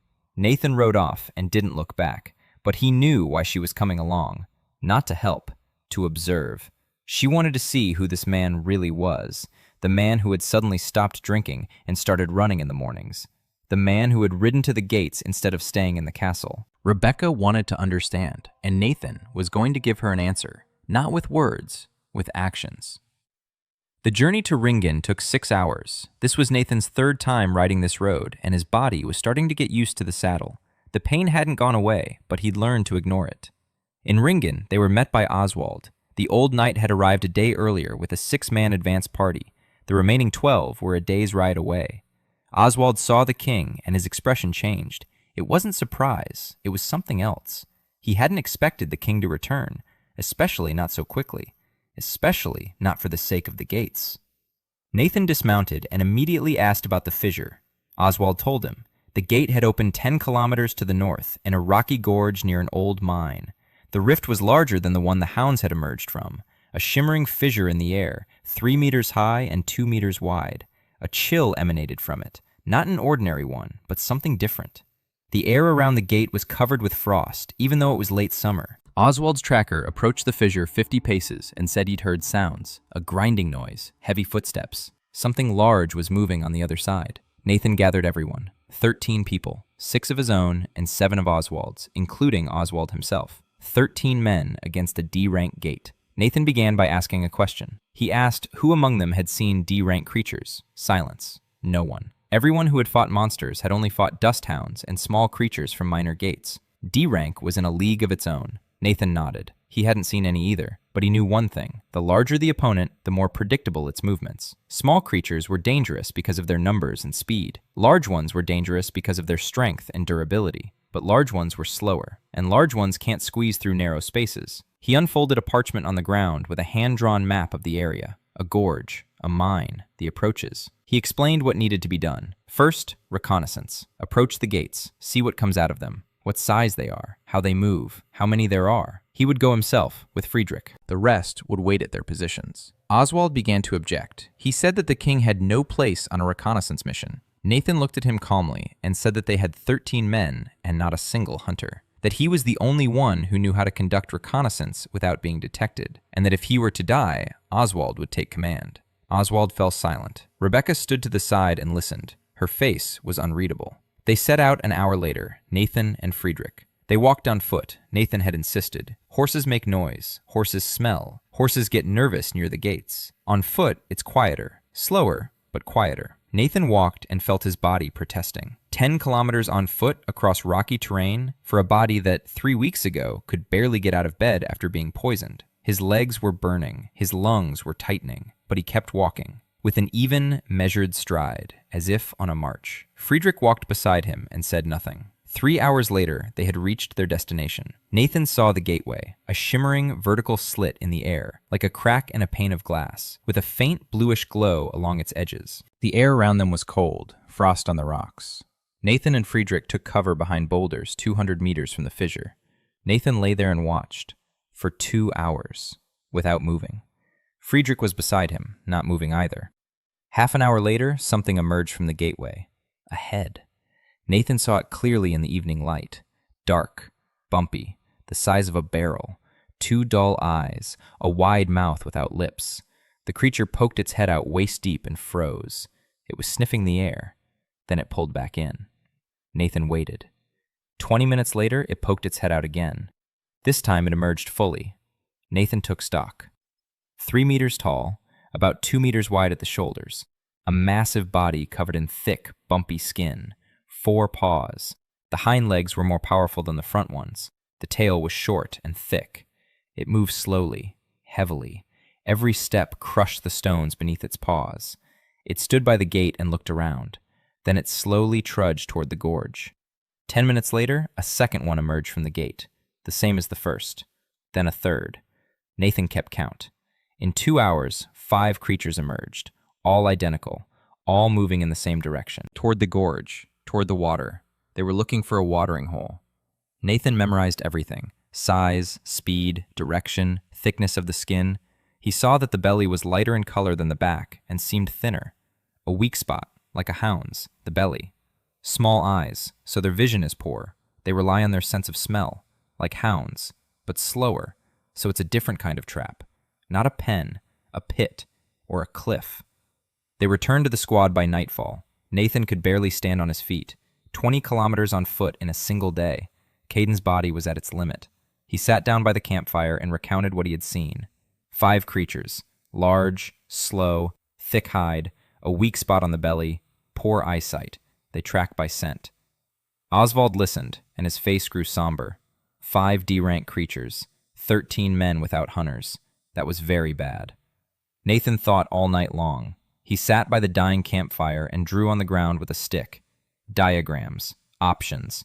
He ruled them out one by one. A head-on attack was impossible. 13 men with swords wouldn't be able to pierce these creatures' hides. A trap with resin wouldn't work. The creatures were too big to fit through. They needed something else. He looked at the map. A ravine. A mine. An old, abandoned mine. Nathan looked up. He asked Oswald what he knew about the mine. Oswald said it had been abandoned 20 years ago. A copper mine. Deep. 3 levels of adits. The entrances were reinforced with logs, but many had collapsed. Nathan asked if there were any vertical shafts in the mine. Oswald didn't know. Nathan stood up. In the morning, they would go to the mine. In the morning, Nathan and Friedrich explored the mine. The entrance was half collapsed. They squeezed their way inside. It was dark and cold inside. Nathan lit a torch. The tunnel led deep into the hill. The ceiling was low, about 2.5 meters. The walls were reinforced with wooden beams. Some had rotted, but the structure was still holding. Nathan walked, counting his steps, and he thought. After 200 meters, the tunnel widened. A side passage branched off to the right. Nathan went down it and found what he was looking for. A vertical shaft, a well leading upward. It had once been used to haul ore in baskets suspended by ropes. The shaft emerged at the surface on the hillside. Nathan returned to the top and found the shaft's exit. The opening, 3 meters in diameter, was covered with rotten planks. Rocks and bushes surrounded it. He looked down. It was about 15 meters deep. The bottom was rocky. He looked at the ravine. The trail the creatures took to the watering hole ran 30 meters from the shaft. Nathan stood there as a plan took shape in his mind, like a puzzle, piece by piece. Bait, trail, pit, fall, finishing blow. He returned to the squad and explained. They wouldn't fight 5 D-rank creatures in open combat. They would lure them to the pit, one at a time. Meat bait at the edge of the pit. The planks are rotten and will only support a light weight. The creature will approach the bait. The planks will break. The creature will fall 15 meters. There are rocks at the bottom. Even if the fall doesn't kill it, it will maim it. And a maimed creature with damaged paws, trapped in a pit it can't escape from, can be finished off from above. With rocks, spears, burning resin, anything. Without risk. There's just one catch. There are 5 creatures and only 1 pit. After the first creature falls, the others might get scared and bypass the spot. Nathan took this into account. He suggested splitting up the pack. The creatures emerge from the gate one at a time, at intervals of 10 to 20 minutes. That means we need to set bait every time a new creature comes out and lure it toward the pit before the next one emerges. This requires herders, fast ones, brave ones, who will run ahead of the creature, leading it away from the others along the desired route. Kurt, young, fast, and wiry. He volunteered first. Nathan looked at him and saw not fear, but excitement in his eyes. Bad. Excitement kills faster than fear. Nathan told him this wasn't a game, that if he ran too slowly or stumbled, the creature would crush him. That if he decided to play the hero and tried to strike the creature instead of running, he'd die. Kurt nodded. The excitement hadn't left his eyes, but now there was understanding mixed in. That's better. They spent 2 days setting the trap. They cleared the approaches to the pit. They laid the planks down again, thinner this time, so they'd hold a person but not the creature. Nathan checked them himself, walking across the planks. They creaked but held. He weighed about 70 kilograms. The creature looked like it weighed a metric ton. That was a big enough difference. They placed heavy stones around the pit, on both sides, so they could drop them from above after it fell. At the edge of the ravine, they set up a position to watch the gates. Nathan sat there for hours, keeping an eye on the creatures. He timed the intervals, 8 to 12 minutes between appearances. All 5 creatures returned to the gates every night. In the morning, they came out again, regularly, predictably. He knew their schedule better than they did themselves. On the 3rd day, they were ready. 13 men in position. Kurt was by the trail. He had a piece of raw meat tied to a rope. They dragged the meat along the ground, leaving a scent trail. The creature would follow the scent. Kurt would run toward the pit. The creature would follow him. At the edge of the pit, Kurt would jump aside.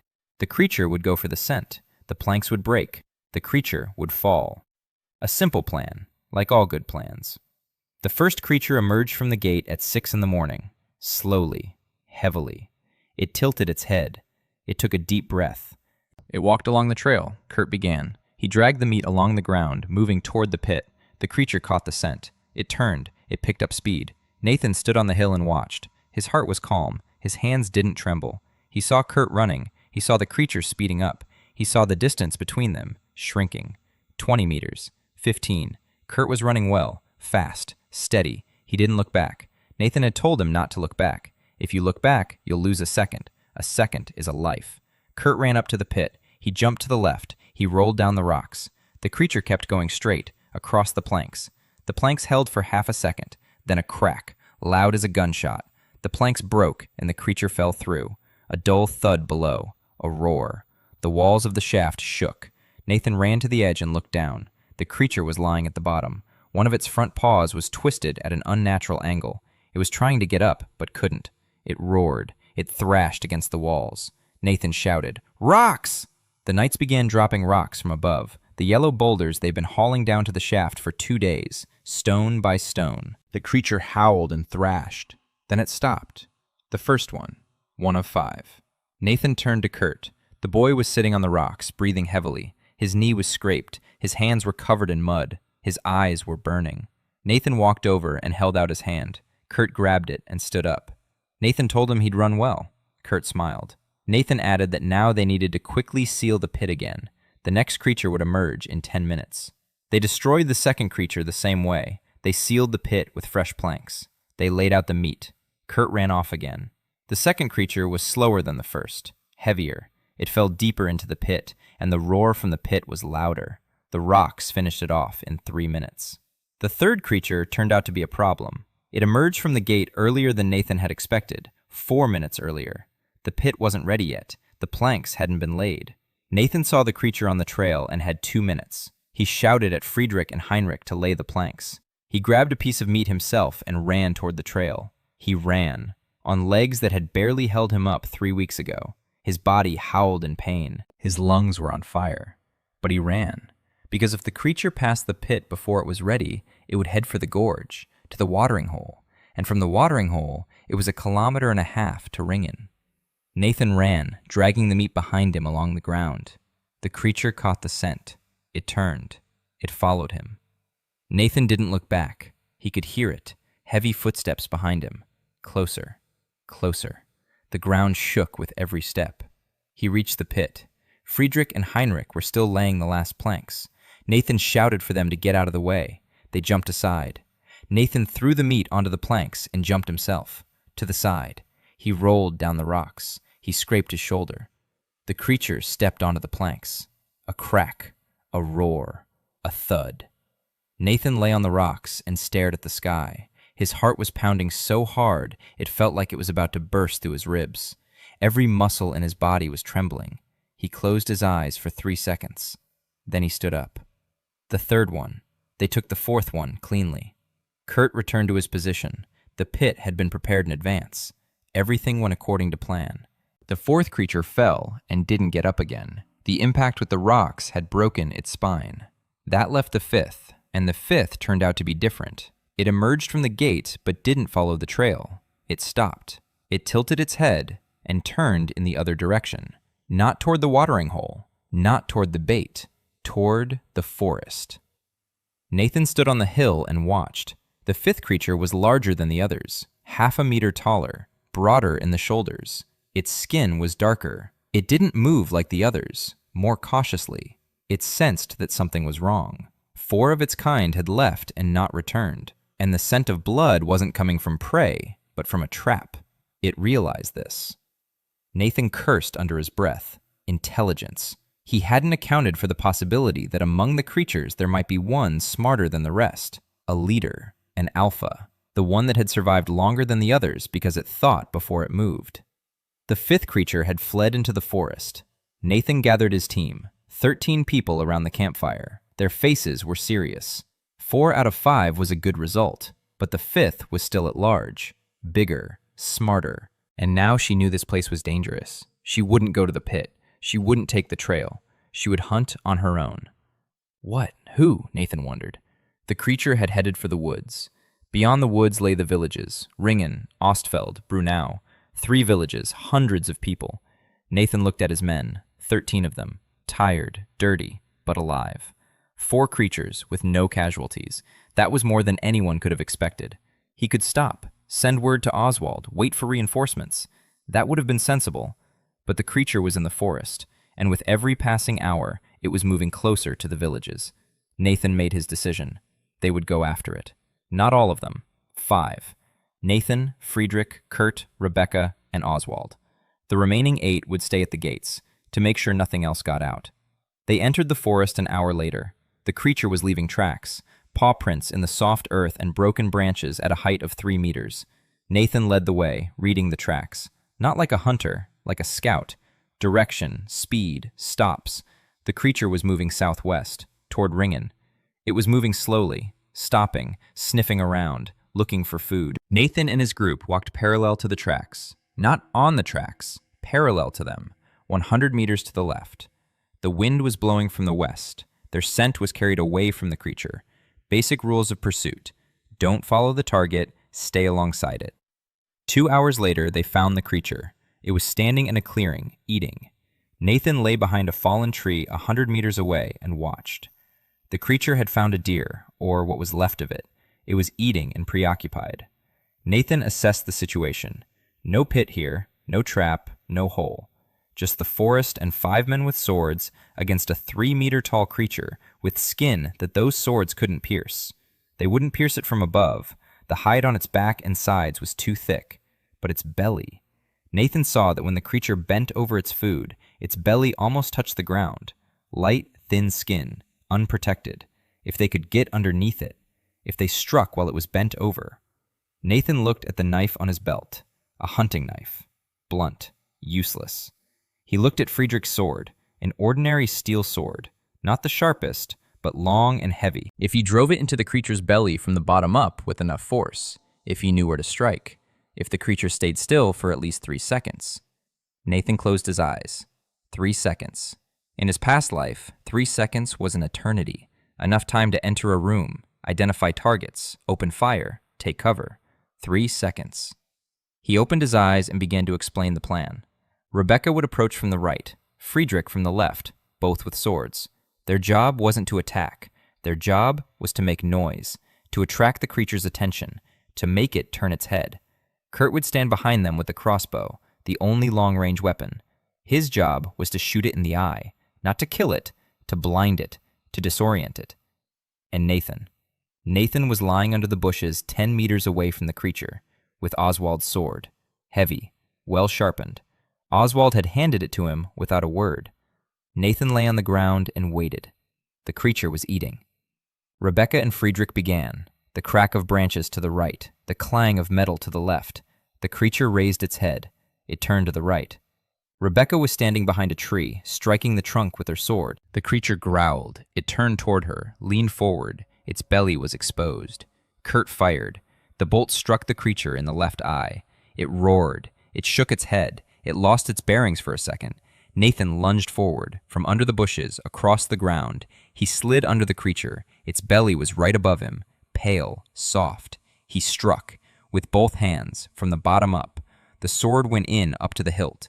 The creature howled so loudly that Nathan's ears rang. It jerked. Nathan pulled the sword out and rolled aside. The creature collapsed forward, on its side. The sword stuck out of its belly. Black, thick blood flooded the ground. The creature twitched. It scraped at the ground with its paws. It roared. Friedrich ran up from the other side and struck it in the neck. Once, twice, 3. On the 4th blow, the creature stopped moving. Nathan lay on the ground and looked up at the sky. The forest around them was silent. Only the heavy breathing of the 4 men could be heard. His hands were shaking, not from fear, from adrenaline and from the fact that Caden's body was at its absolute limit. Every muscle was on fire. His heart was pounding erratically. He could feel the mana core inside his body pulsing. Weakly, but pulsing. It had responded to the danger, to the adrenaline, to the proximity of death. It was intriguing, but now was not the time. Now he had to get up. He stood up, his legs buckled. Friedrich stood beside him and looked at him. There was something new in his silent eyes. They returned to Ringan by nightfall. Nathan walked last. He couldn't go any faster. His body was giving out. His legs moved mechanically. Every step was an act of willpower. Friedrich suggested they stop once. Nathan shook his head and kept walking. They were waiting for them in the village. News of the gates had spread, and the villagers hadn't slept. They stood at the gates with torches, watching as 6 people emerged from the forest. Dirty, tired, alive, all 6 of them. The village elder ran up to Oswald and asked what had happened. Oswald replied briefly, "All 5 beasts are dead. The gates are still standing, but nothing else is coming out of them." The village elder turned to Nathan. This time he knew who was standing before him. The rumors had reached him. The young man in the hunting jacket who had arrived yesterday with the detachment, he wasn't a knight. He was the king. The village elder stood there, looking at the king whom the whole country hated, at the king standing before him, splattered with the monster's black blood and barely able to stay on his feet. The village elder did not bow, but he took off his hat, silently. It was not an act of reverence, it was an acknowledgement. Nathan nodded to him and walked toward the house where a room had been set aside for him. He lay down on a bench. He fell asleep instantly. He woke up in pain. His whole body was on fire. His muscles were stiff as wood. His left shoulder, the one he'd slammed against a rock as he rolled away from the beast, was swollen and wouldn't move. Nathan sat up and examined himself. Scrapes on his arms, skinned knees, a bruised rib on the left side. Nothing serious, but for a body that had been lying poisoned just 3 weeks ago, it was a lot. Bert had sent a messenger from the castle with a note. Nathan read it. Chancellor Ringan had asked twice where the king was. Bert had replied that His Majesty was inspecting the province. Ringan didn't seem pleased. There was one more piece of news. Liliana had asked about the king, not Bert, but a maid, quietly, in passing. She'd asked when he would return. Nathan read this and paused at that line. Liliana asked when he would return. Not because she was afraid, not because she wanted to prepare for his arrival. She asked because she had noticed his absence. 3 weeks ago, she wouldn't have noticed. Or she would have been glad. A millimeter.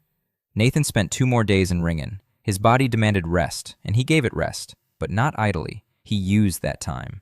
First, he examined the gate. The rift was still glowing, but narrowing. Without the creatures feeding it with their energy, it was closing on its own. In a day or 2, it would close completely.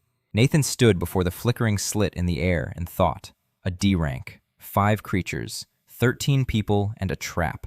Next time it might be C rank, or B rank, with creatures you can't take down with either a pit or tar. He needs hunters, real ones, with mana, with combat skills. Without them, he'll be fighting forever with traps and cunning.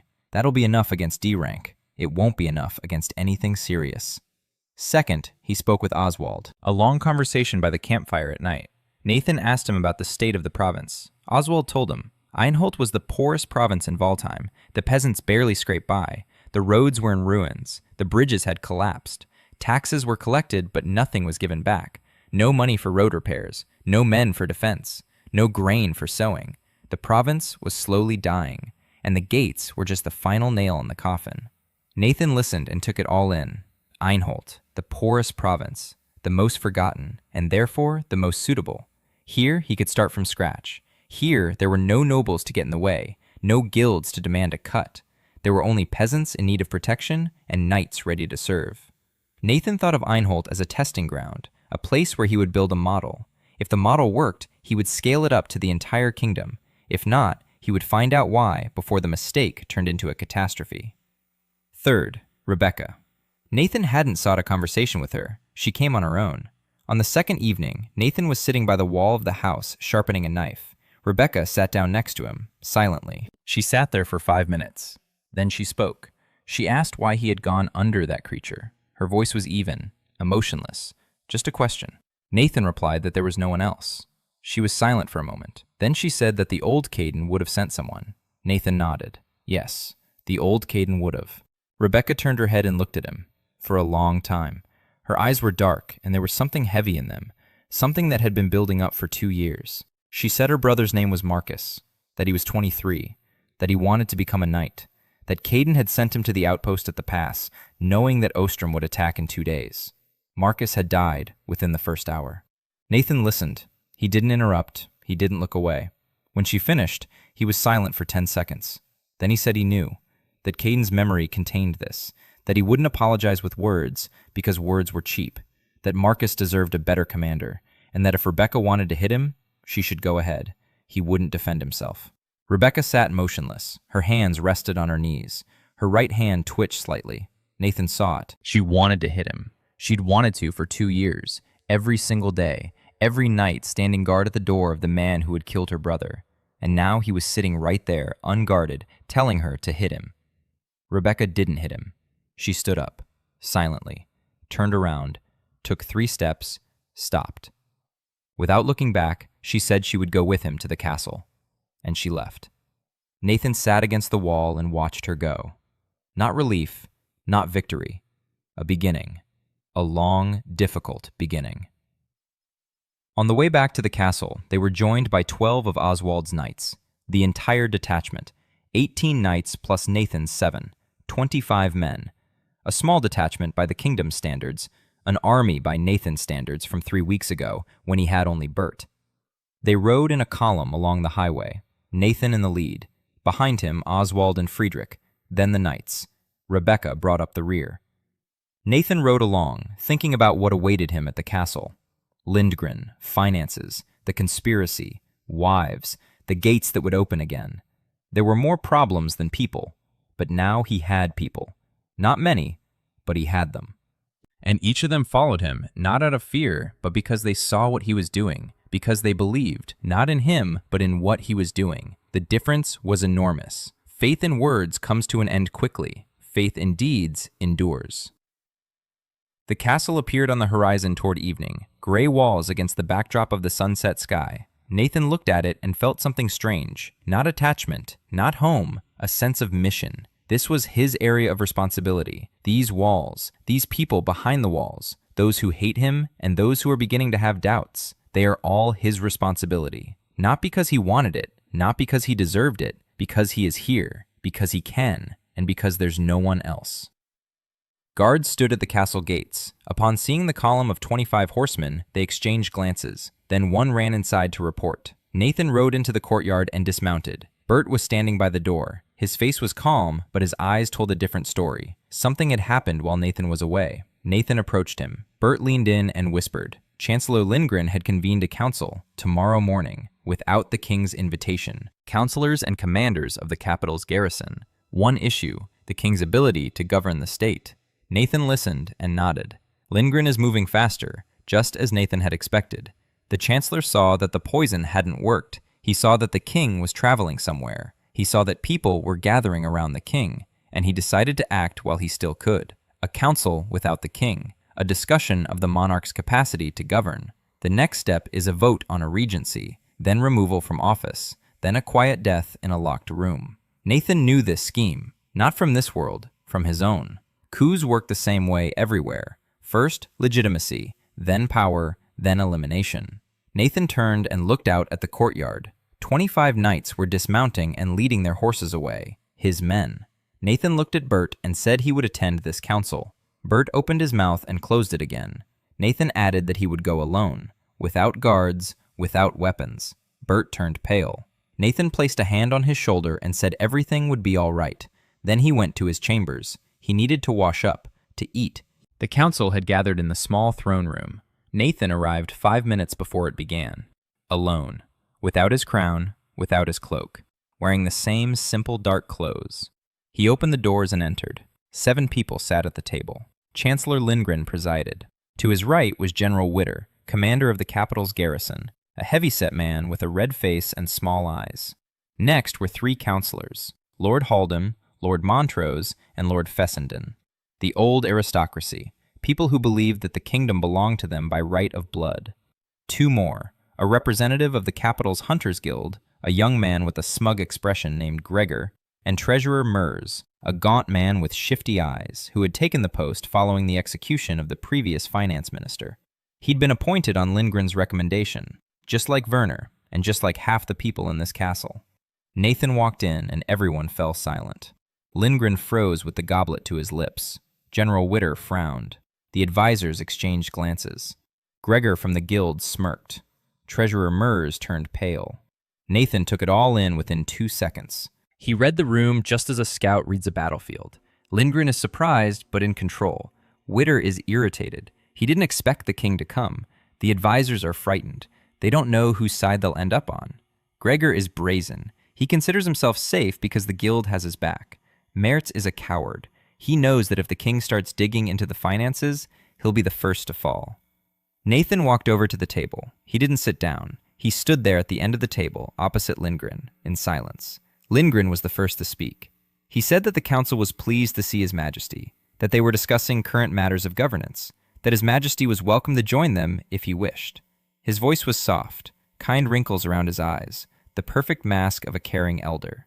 Nathan didn't reply. He looked at each of them in turn, 3 seconds per person, in silence.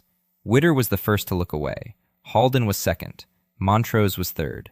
Fessenden held his gaze the longest, but then looked away as well. Gregor held his gaze and smiled. Mertz looked down at the table. Lindgren looked at Nathan with a gentle smile. Nathan spoke, quietly, calmly, without a trace of threat in his voice. He said he understood why this council had been convened, that the council had the right to discuss any issues, including the king's capacity to govern. That was its right. Nathan paused. 3 seconds. Then he continued. He said that over the past 10 days, he had personally sealed the D-rank gates in the province of Einholt. 5 creatures had been destroyed, not a single human casualty. He named them one by one: Oswald, Friedrich, Kurt, Rebecca. Each name separately, because behind every name was a person who had risked their life. Then he looked at Gregor from the guild and asked one thing. He asked how many gates the Capital Guild had sealed over the past month. Gregor stopped smiling. He didn't answer, because the answer was 0. The Capital Guild hadn't closed a single gate. They took money from the treasury. They lived in the capital. They drank in taverns and bragged about their ranks, but they didn't go out to the gates. It was far away. It was dirty, dangerous, and most importantly, the pay was low. Nathan didn't voice his answer. He let the silence speak for itself. Then he turned to Lindgren. He looked him in the eyes. And he said he thanked the chancellor for his years of service, for caring for the kingdom in difficult times, for keeping the country afloat while the young king was learning to rule. His voice was steady and warm, without irony, without hidden meaning, pure gratitude. Lindgren listened, and Nathan could see his mind working behind those kind eyes. The chancellor didn't understand what was happening. He had expected a tantrum. The old Caden would have been screaming, throwing cups, threatening execution. That would have been predictable. That could have been exploited. But calm gratitude from a man you'd tried to kill was something else entirely. It was unpredictable, and the unpredictable made Lindgren nervous. For the first time during the entire dinner, for the first time in weeks, Nathan saw it, the shadow behind his eyes, a moment of uncertainty. That was enough. Nathan continued. He said that starting today, he was taking charge, that the advisors would remain in their positions, that the chancellor would remain chancellor, that there would be no reshuffles, for now. He emphasized that word with a pause, for now. Let everyone in this room hear that word and think about what it means. General Witter spoke up. He said that His Majesty was young and that the affairs of state required experience, that the council could help, that it would be wiser if key decisions. Nathan cut him off, not rudely, quietly. He asked the general what condition the capital's garrison was in. Witter stumbled. Nathan continued. He said he had seen the castle garrison. Dull swords, rusty spears, unlubricated crossbows, not a single armorer, a captain who drinks, soldiers with no training. He said this calmly, without anger, like a doctor listing symptoms. Witter blushed even more. Nathan didn't press the point. He said he believed the general would rectify the situation, that in 2 weeks he would personally inspect the garrison, and that he expected to see improvements. Witter remained silent. His jaw clenched, but he remained silent. He realized he had no grounds to object. Everything the king had said was true, a public, irrefutable truth. Nathan turned to Treasurer Mers. He said he wanted to see a full report on the Treasury's income and expenditures for the past year, on his desk, in 3 days. Merds nodded quickly, too quickly. Nathan took note of this. Merds would falsify the report. That was to be expected. Nathan didn't need his report. Nathan needed Merds to know that the king was watching, to make him nervous, to make him run to Lindgren and ask what to do, to make him make mistakes. A nervous person always makes mistakes. Nathan looked at the council once more. He scanned every face. Then he nodded and left. He didn't say goodbye. He didn't explain. He just walked out. The door closed behind him. Nathan walked down the hallway, listening. Behind the door to the throne room, it was quiet for 3 seconds. Then voices began, muffled, agitated. They'll be discussing this until morning. Fine. Let them discuss it. Let them get nervous. Let them wonder who he is and what he knows. Nathan returned to his quarters and sat down on the bed. His hands weren't shaking. His breathing was steady. But inside, he felt tense. The council's decision wasn't a victory. It was a reprieve. Lindgren hadn't gone anywhere. Neither had Witter, nor had the guild. They'd be biding their time. But now they knew the king wasn't the man he used to be. And that changed the situation. Not drastically, but enough to buy some time. And time is the only currency he has right now. Bert came in with tea. Nathan took a mug and took a sip. Hot, herbal, no poison. Bert had checked every cup personally. Nathan looked at the old man and felt gratitude, simple and quiet. This man had stood by him when no one else was there. He'd brought water when everyone else had turned away. He'd checked the tea when others were slipping in poison. Nathan thanked him. Bert blinked. The old Caden had never said thank you. Not once. Bert stood there for a second. Then he bowed, deeply. Not like a servant, like a person who respects another person. And he left. That night, Nathan lay in bed and thought about his next steps. He needed a financier, someone who understood money and could be trusted. Liliana. A fragment remained in Caden's memory. Before she got married, Liliana had studied commercial law and economics at the Northern University, one of the few women who had been allowed to do so. She was smart. Nathan knew this from the way she spoke. Concise, precise, without unnecessary words. A person who thinks before speaking. He needed her help. But asking for help from a woman whom the old Caden had humiliated for 2 years wasn't easy. Not because she would refuse, maybe she wouldn't, but because a request from a tormentor sounds like yet another demand, even if it's wrapped in politeness. Nathan thought about how to do it, not to ask, to show that he needed help and give her the chance to offer it herself, to create a situation in which she would see the problem and solve it because she wanted to, not because she was asked to. It was more complicated, it would take longer, but it was the only way that wouldn't feel like pressure. He fell asleep with that thought. In the morning, he would leave the financial documents on the table in the small dining room. By chance, Liliana goes there to read. She'll see the parchments. Her mind will do the rest.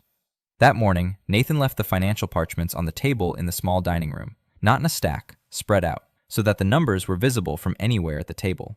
Then he left and went to train, running, 30 minutes. His body held up, for the first time, without dizziness, without nausea. A month had passed since his awakening, and Caden's body was beginning to obey him. His muscles were firming up, his breathing was steadying. He had gained 4 kilograms of lean mass through diet and training.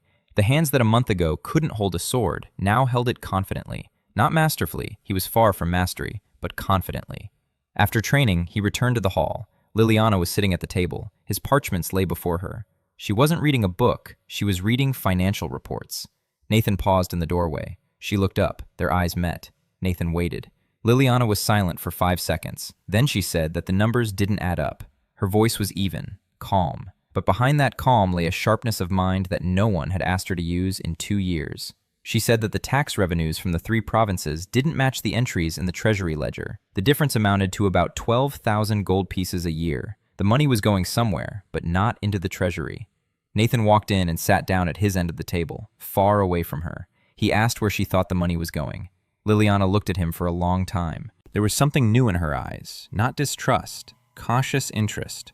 She said they needed to compare the treasurer's records with those of the provincial tax collectors. If the discrepancies were systematic, it meant someone was skimming money between the province and the capital. Nathan nodded. He asked if she could do that. Liliana didn't answer right away. She looked at him, and Nathan could see 2 people struggling inside her. One wanted to help because the task was interesting and because she knew how to solve it. The other remembered 2 years of humiliation and feared this was a trap, that her husband would drag her into something again and then blame and punish her. Nathan didn't press her. He said that if she didn't want to, he'd understand. He stood up and walked toward the door. Liliana called after him. She said she needed some provincial books. Nathan stopped. He didn't turn around. He nodded and walked out. In the hallway, he let out a sigh of relief. She had agreed, not for his sake, but for the sake of the problem. But she agreed. That was more than he'd expected. 3 days later, Liliana presented her findings to him. Not in person, through Bert. A parchment with neat handwriting and columns of numbers. Nathan read and marveled, not at the numbers, but at her intellect. In 3 days, Liliana had accomplished what would have taken a professional auditor a week. She'd uncovered the scheme. Money was being skimmed off at the stage between the provincial tax collector and the capital's treasury. There was an intermediary tax collector, a position Ringan had created 2 years ago. Formally, it was for oversight. In reality, it was for theft. 12,000 gold pieces a year were funneled through this man. Where? Liliana didn't know, but she found a name. The intermediary tax collector reported directly to the chancellor. Nathan put the parchment away. Evidence. The first real proof that Ringan was not just a conspirator, but also a thief. It was a weapon. Not to be used now, to be used at the right moment. A week later, what Nathan had been waiting for and preparing for happened. Sorsha left the castle. Not to see him, not for his sake. She went out into the courtyard in the morning while Nathan was training with Oswald's knights.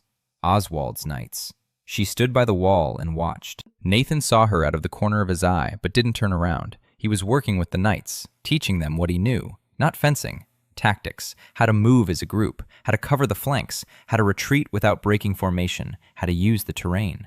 The knights listened and followed his instructions. Some clumsily. Some were surprised to discover that the techniques the king was showing them worked better than anything they'd been taught before.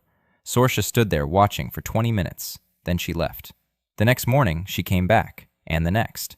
On the fourth day after training, Nathan walked over to the armory. He opened the door. Inside, on the counter, lay a bow, a new one. Nathan had found a bowmaker in town and ordered a bow based on the measurements he'd gleaned from Caden's memory: Sorcia's height, arm span, and grip. The bow was good. Not the best. He couldn't afford the best, but it was good. Nathan didn't take it to Sorcia. He didn't hand it to her. He didn't tell her about it. He simply left the bow in the armory and asked Bert to casually mention to Sorcia's maid that some new equipment had appeared in the armory. 2 days later, Bert reported that the bow was no longer in the armory. Nathan didn't ask where it had gone. He knew. 3 days later, Nathan was training alone in the courtyard. Early morning, dark. He was practicing with a tanto that Minsu hadn't made yet, because he hadn't found Minsu yet. He was practicing with an ordinary knife. Strikes, interceptions, blocks, knife-fighting moves he'd honed for 10 years in his past life, and that his body remembered even when his mind had forgotten. A sound, behind him, a quiet whistle, and a thud. An arrow struck a wooden post 2 meters away from him. Nathan froze. He turned around. Sorcia was standing by the wall with a bow in her hands. That very bow. She was looking at him, and her expression was strange. Not angry, not frightened, defiant. She shot right next to him, not at him, next to him, testing him to see how he'd react. The old Caden would have flown into a rage. He would have called the guards, taken the bow away, locked her up. Nathan looked at the arrow in the post, looked at Sorcia, and said she was pulling the bowstring too high. 2 fingers lower, and the arrow would land more accurately. Sorcia stood motionless. 3 seconds. 5. Then the corner of her mouth twitched. Not a smile, the hint of a smile. She turned and walked away. But the next morning, she was shooting again in the courtyard, and Nathan saw that she had lowered the bowstring by 2 fingers. Nathan convened a small council. Not the one Ringan had called, his own, in the small dining room. 5 people: Oswald, Friedrich, Rebecca, Bert, and Liliana. Liliana was the last to arrive. She sat at the far end of the table and remained silent. Nathan began. He laid out the situation. The treasury is empty. Ringan is stealing. The army is in shambles. The gates are opening more often. The neighboring kingdom of Ostrom is preparing an invasion. They have 4 or 5 months, maybe less. He spoke calmly and evenly. No panic, no drama. Facts, numbers, deadlines. Just like at an operational meeting.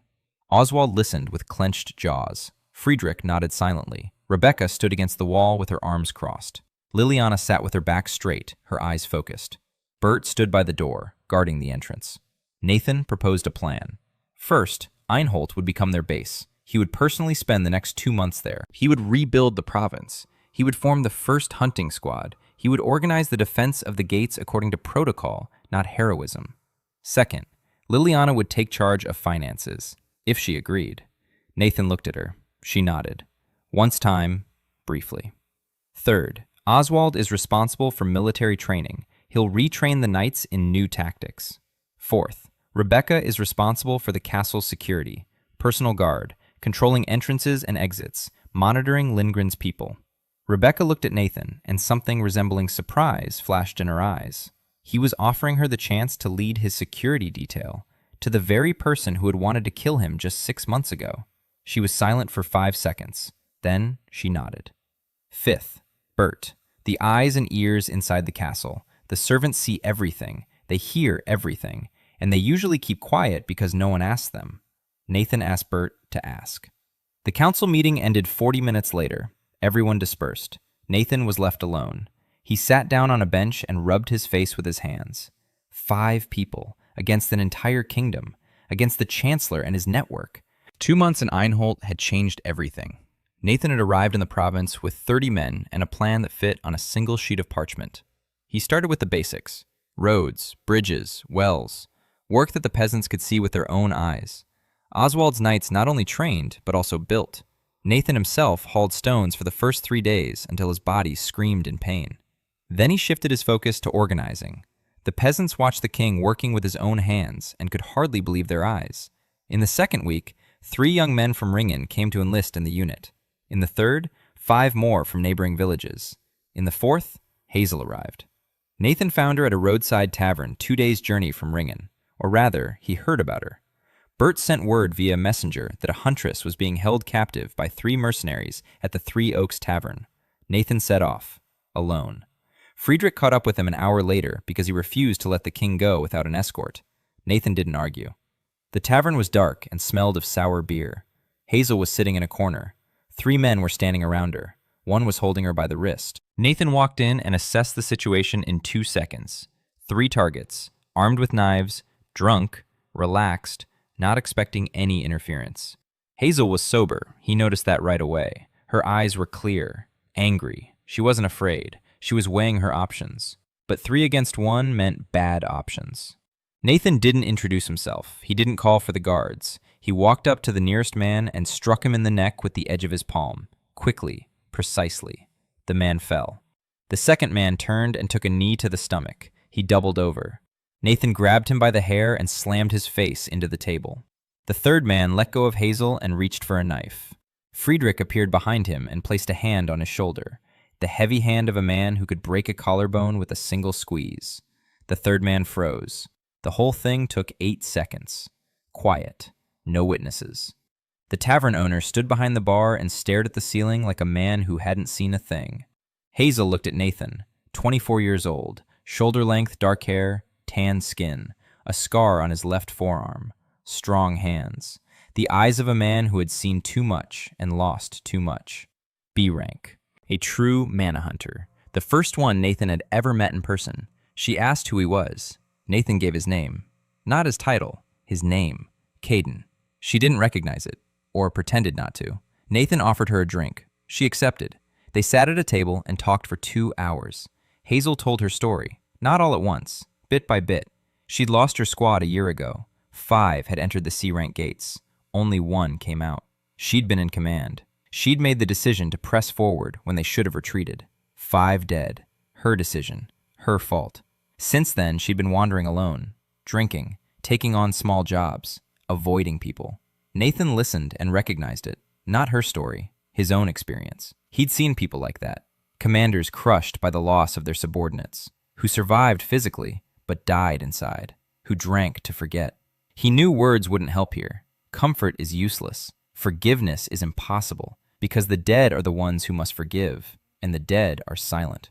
Only one thing helps. Work. A new team. A new mission. A chance to do right what he'd done wrong. Nathan didn't offer her comfort. He offered her work. He said he needed a hunter, that he had people who didn't know how to fight the creatures and needed to be taught, that he needed someone who knew the gates from the inside, and that he promised one thing, that under his command, the squad would return home, every single time, because he wouldn't send people to a place from which there was no return. Hazel looked at him for a long time. Then she asked how he could be so sure he could make that promise. Nathan replied that he couldn't, but he would do everything in his power to keep it. Hazel finished her beer. She set down her mug and said she was going with him. Hazel changed the squad. She was the first true hunter, a person with mana, a person who had stood inside the gate and seen what was there. She began teaching Oswald's knights things they weren't taught in night schools, how to sense the mana of creatures, how to determine a creature's rank by the air pressure near the rift, how to move inside the gate where space behaves differently than on the outside. And Nathan taught Hazel tactics, teamwork, how not to rush ahead, how to trust her cover, how to retreat when she needed to retreat. Hazel resisted for the first 3 days. She was used to working alone, used to relying only on herself. Trusting others meant risking losing them again. Nathan didn't pressure her. He showed her. In a training battle, he placed Hazel in the center and 4 knights covered her flanks. Hazel attacked the target and the 4 covered her back. Perfect. No gaps, no hesitation. After the training session, Hazel stood there and looked at the knights who had covered her, at the people who had done this not because they were ordered to, but because they knew why. Nathan stood to the side and saw something shift in her eyes, something small and fragile. Not trust. Hope that trust was possible. At the end of the 2nd month, Nathan found Minsu, a small village halfway between Ringan and the outskirts. A blacksmith shop on the outskirts, smoke rising from the chimney, the clang of a hammer. Nathan walked in and saw a girl, small, grimy, with a scar on her eyebrow from her own anvil. She stood by the forge, striking the red-hot metal with a precision that didn't seem to match her size. Every blow landed exactly where it was supposed to, not a single wasted movement. Nathan stood in the doorway and watched for 3 minutes. Then he stepped inside. He placed a sketch on the table, a tanto, straight-edged. The balance shifted toward the hilt. The blade was 30 centimeters long. The bevel angle was one they hadn't seen around here before. Minsu looked at the sketch, then at Nathan, then back at the sketch. Her eyes lit up. She began asking questions, not about the price, about the metal, about the edge angle, about the tempering method. Nathan answered, not everything. He knew the principles, but wasn't familiar with the details of blacksmithing. Minsu nodded. A week later, she brought him a knife. Nathan took it in his hand and realized he was in the presence of a genius. The knife was flawless. The balance was perfect. The edge was so sharp that Nathan was afraid to touch it. He looked at Minsu and said one word, perfect. Then he said he needed 20 more like it and that he'd pay full price for each one. Minsu stood there, her lips trembling, not from the cold. No one, never, not once in her 19 years had anyone told her that her work was perfect. Her father had praised her, but he was sick, and his praise had sounded like a farewell. Customers haggled and demanded discounts. Other blacksmiths laughed at the girl at the anvil, but this stranger in a plain jacket came and said, perfect. Nathan added that he would send a doctor to her father, the best in the province. Minsu looked at him, and for the first time in a long while, began to cry. Nathan left, leaving her alone with this moment. Some things don't need witnesses. In the 5th month, the B rank gates opened. This was different. Not the dust hounds, not the sluggish carcasses from the D rank rifts. B rank meant creatures that thought, that hunted not in packs but in formation, that had something resembling commanders among their ranks. The rift opened 3 kilometers from Ringan, huge, 5 meters high. The air around it vibrated so much that your teeth ached from 100 meters away. Nathan stood on a hill and looked at the fissure through a spyglass that Minsu had forged for him based on his description. 12 creatures emerged from the gate. Each was nearly 4 meters tall, bipedal, covered in bony plates like armor, long arms with 3 claws on each, heads without eyes, just slits on the sides. Hearing, they navigated by sound.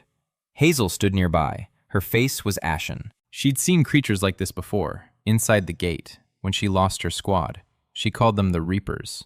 Nathan asked what she knew about them. Hazel spoke briefly, fast, strong. Their bone plates can withstand a sword strike. Their only weak spots are at the joints, elbows, knees, and the neck, and between the plates. They react to sound. Their vision is poor. They aren't afraid of fire. Nathan listened, and a plan began to form in his mind. Sound. They react to sound. That means sound can be used against them. The squad had grown to 40 men, 12 of Oswald's knights, 15 recruits from the villages whom Nathan and Oswald had trained for 2 months. Hazel, 3 hunters Hazel had brought along. Young, C rank, not strong, but trained. Friedrich, Kurt, Rebecca, Thomas, Heinrich, and Sorsha. She had shown up the day before. She'd ridden over from the castle on horseback, alone, with a bow on her back. Nathan saw her and said nothing. He didn't ask why. He didn't send her back. He just nodded. Sorsha took her place in the ranks next to Hazel, and the 2 women looked at each other, briefly, appraisingly. They recognized each other. Nathan saw this and felt something akin to relief. The plan was more complicated than any of the previous ones. A sound trap. Nathan had found some old bells in the village that had been taken down from a ruined chapel. 4 of them. They were hung from the trees around the gorge, on ropes, so that they could swing them from their hiding places. When the Reapers emerged into the open, the bells would ring simultaneously from all 4 sides. The sound would disorient the creatures. At that moment, the crossbowmen would strike at their joints, not their bodies, at their knees and elbows, immobilizing them. Then Hazel and the hunters would finish them off, mana against the bone plates. Nathan had positioned his men. Everyone knew their position. Everyone knew what to do. Everyone knew where to run if things went wrong. In the morning, the Reapers emerged from the gates, all 12 of them, in formation. Nathan saw this, and a chill ran down his spine. In formation. The creatures were marching in formation, not in a flock, not in a crowd. 2 ranks of 6, with a 3-meter distance between each one. Like soldiers. They had a commander. The creature in the center of the first row. Slightly larger than the rest. Its bone plates were darker and thicker. Nathan took note of this. The commander had to be killed first. Everything else was secondary. He revised his plan in 30 seconds. Hazel would take out the commander. The crossbowmen would distract the rest. The bells would sound on his signal. Nathan gave the signal. The bells rang out. 4 bells from 4 directions. The Reapers froze. Their eyeless heads jerked to the right and left. The sound came from everywhere, and they couldn't pinpoint the source. 3 seconds of confusion. Enough. The crossbows fired. 8 bolts. 3 hit the knees. 2 Reapers fell. Hazel lunged from behind the rocks. Her sword glowed blue with mana. She struck the commander in the gap between his neck plates. The blade went in halfway. The commander roared. The sound was so intense that Nathan felt the skin on his palms crack from the vibration. Hazel twisted the blade and yanked it free. The commander collapsed. Then everything went off course. The Reapers, even without their commander, didn't lose their composure. They went berserk. They charged in all directions. No formation, no order, pure fury. 3 of them struck the left flank where the recruits were standing. Nathan shouted for them to fall back. 2 managed to get away. The third hesitated. A Reaper finished him off with its claws. The boy fell. Nathan ran over. He grabbed the wounded soldier by the collar and dragged him back. The Reaper turned toward him. Nathan saw the clawed paw rise. There was no time. He shielded the wounded soldier with his own body and braced for the blow. The blow didn't come. An arrow pierced the Reaper's throat. Sorcha! She stood on a rock 40 paces away, bow in hand. Her face was pale. Her hands didn't tremble. With a second arrow, she struck the same Reaper in the knee. He fell. Rebecca ran up and finished him off with a sword thrust to the neck. The battle lasted 20 minutes. When the last Reaper fell, Nathan was kneeling next to the wounded man, pressing down on the wound in his side. Blood flowed between his fingers. The young man was 20 years old, from the village of Ostfeld. He had come to enlist in the unit 3 weeks ago. His name was Jonas. Nathan held him and said that everything would be all right. Jonas couldn't hear him. His eyes had glazed over. Nathan could feel life ebbing from the body beneath his hands. Another one. Another man who died because the commander hadn't anticipated it. He hadn't taken it into account. He hadn't provided cover. A second wounded man stood nearby.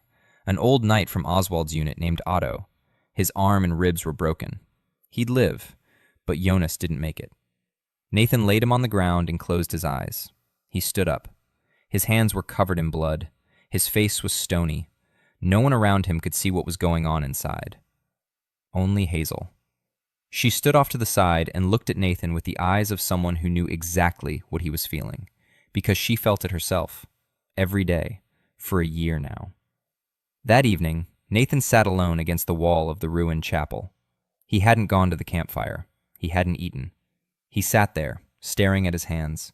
He'd washed off Jonas's blood, but the sensation remained. Warm, sticky life between his fingers. Footsteps. Someone approached and sat down beside him. Sorcha. She didn't say a word. She just sat down beside him. Close. Closer than ever before. Their shoulders were almost touching. She sat there in silence, and Nathan was silent too. 10 minutes. 20. Then Sorcha did something he didn't expect. She placed her hand on his, briefly. She squeezed it and let go. She stood up and walked away. Nathan sat there watching her go. The hand she'd held was still burning with warmth. The first touch. Voluntary. Not out of fear. Not out of duty. Because she wanted to. Nathan closed his eyes. Jonas is dead. The war continues. But someone had just sat down beside him and taken his hand. And because of that, the world had become a little more bearable. For the next 5 months, Nathan built. Not castles, not armies. A system. The hunting squad had grown to 50 men. Each one was trained. Each one knew his place. Each one knew his comrades' names and their individual weaknesses. Tom's wife was about to give birth, and he got nervous before missions. Nathan assigned him to the rear. Oswald has a bad back and moves more slowly in the rain. Nathan takes this into account when scheduling. Hazel has a drinking problem, and Nathan makes sure there's no alcohol in camp before operations. Not by order, he just takes it away. Hazel notices and says nothing. She knows he knows. And she's grateful that he doesn't speak about it openly. People. People first. Then the mission. Then me. Liliana worked on the finances, and the results were staggering. She didn't just uncover Lindgren's embezzlement, she uncovered the entire network. Middlemen in 5 provinces, fictitious expense accounts, front companies through which money was funneled abroad.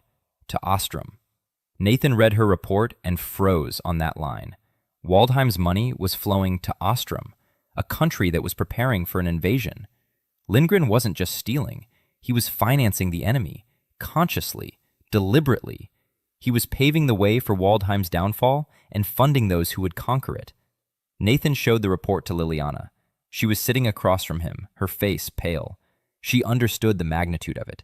This wasn't just corruption, it was treason. Nathan said he needed irrefutable proof, a document signed by Ringan, an official seal, and a witness. Liliana nodded and said she would find it. Nathan looked at her, and for the first time in all these months, allowed himself to say what he was thinking. He said she was the smartest person he'd ever met in this world. Liliana froze. A flush rose to her cheeks. She didn't say anything. But that evening, when Nathan came into the small dining room, she was sitting closer to his end of the table, 3 seats closer than yesterday. Nathan had unearthed another one, Caden's memory. He spent hours sifting through the fragments of the body's former owner's memories, and gradually, the picture began to come together. Caden hadn't been a monster from birth. As a child, he'd been a quiet boy. He was afraid of the dark. He loved horses. He cried when his mother left. His mother left when he was 8. She was sent away. By whom?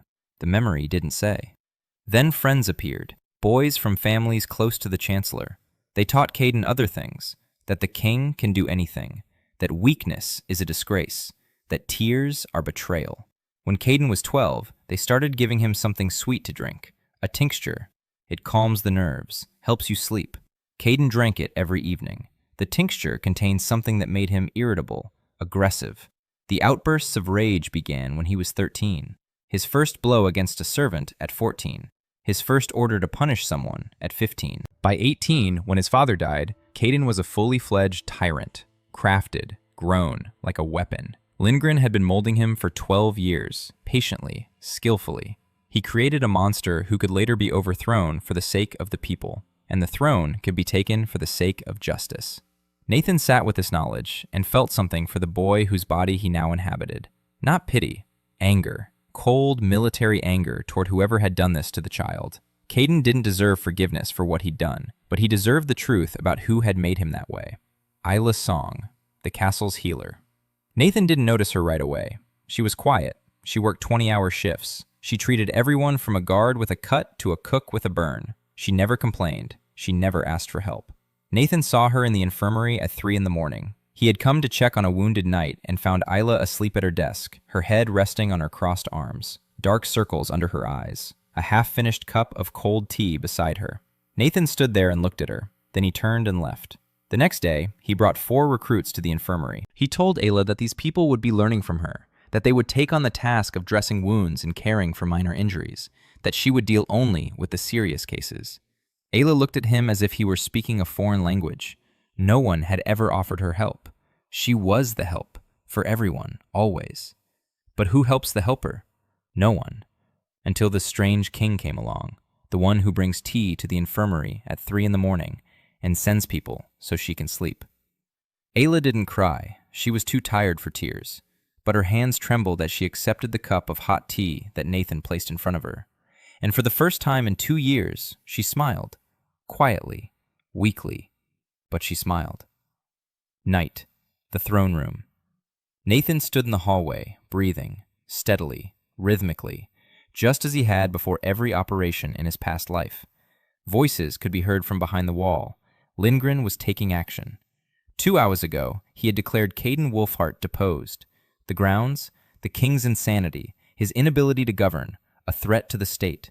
The documents had been prepared in advance. The signatures of the advisors had been obtained. General Witter had brought 200 men from the capital's garrison. The capital's Hunters Guild had declared neutrality. Gregor stood in a corner of the hall with his men, waiting to see how it would end. Ringan sat on the throne, not beside it, on the throne, out in the open for the first time. He was no longer hiding behind the mask of a kind old grandfather. The mask had been removed. Beneath it was the face of a man who had been waiting for this moment for 12 years. Nathan knew all this because Rebecca was standing behind a column in the throne room, counting the people. Bert knew the position of every guard. Minso gave the signal through the back door. The back exit was clear. Isla was ready in the infirmary. Nathan looked at the door to the throne room. A massive oak door, closed. Behind it were 200 people and the chancellor on the throne. On this side was Nathan, alone, wearing a hunting jacket. In his right hand, a tanto crafted by Minso. The blade glinted in the torchlight. He looked back. Behind him stood his men, Oswald with 20 knights from Einholt. An old soldier in full armor with the sword that Nathan had returned to him after the battle with the 5th creature. Hazel with 3 hunters, their swords glowed blue with mana.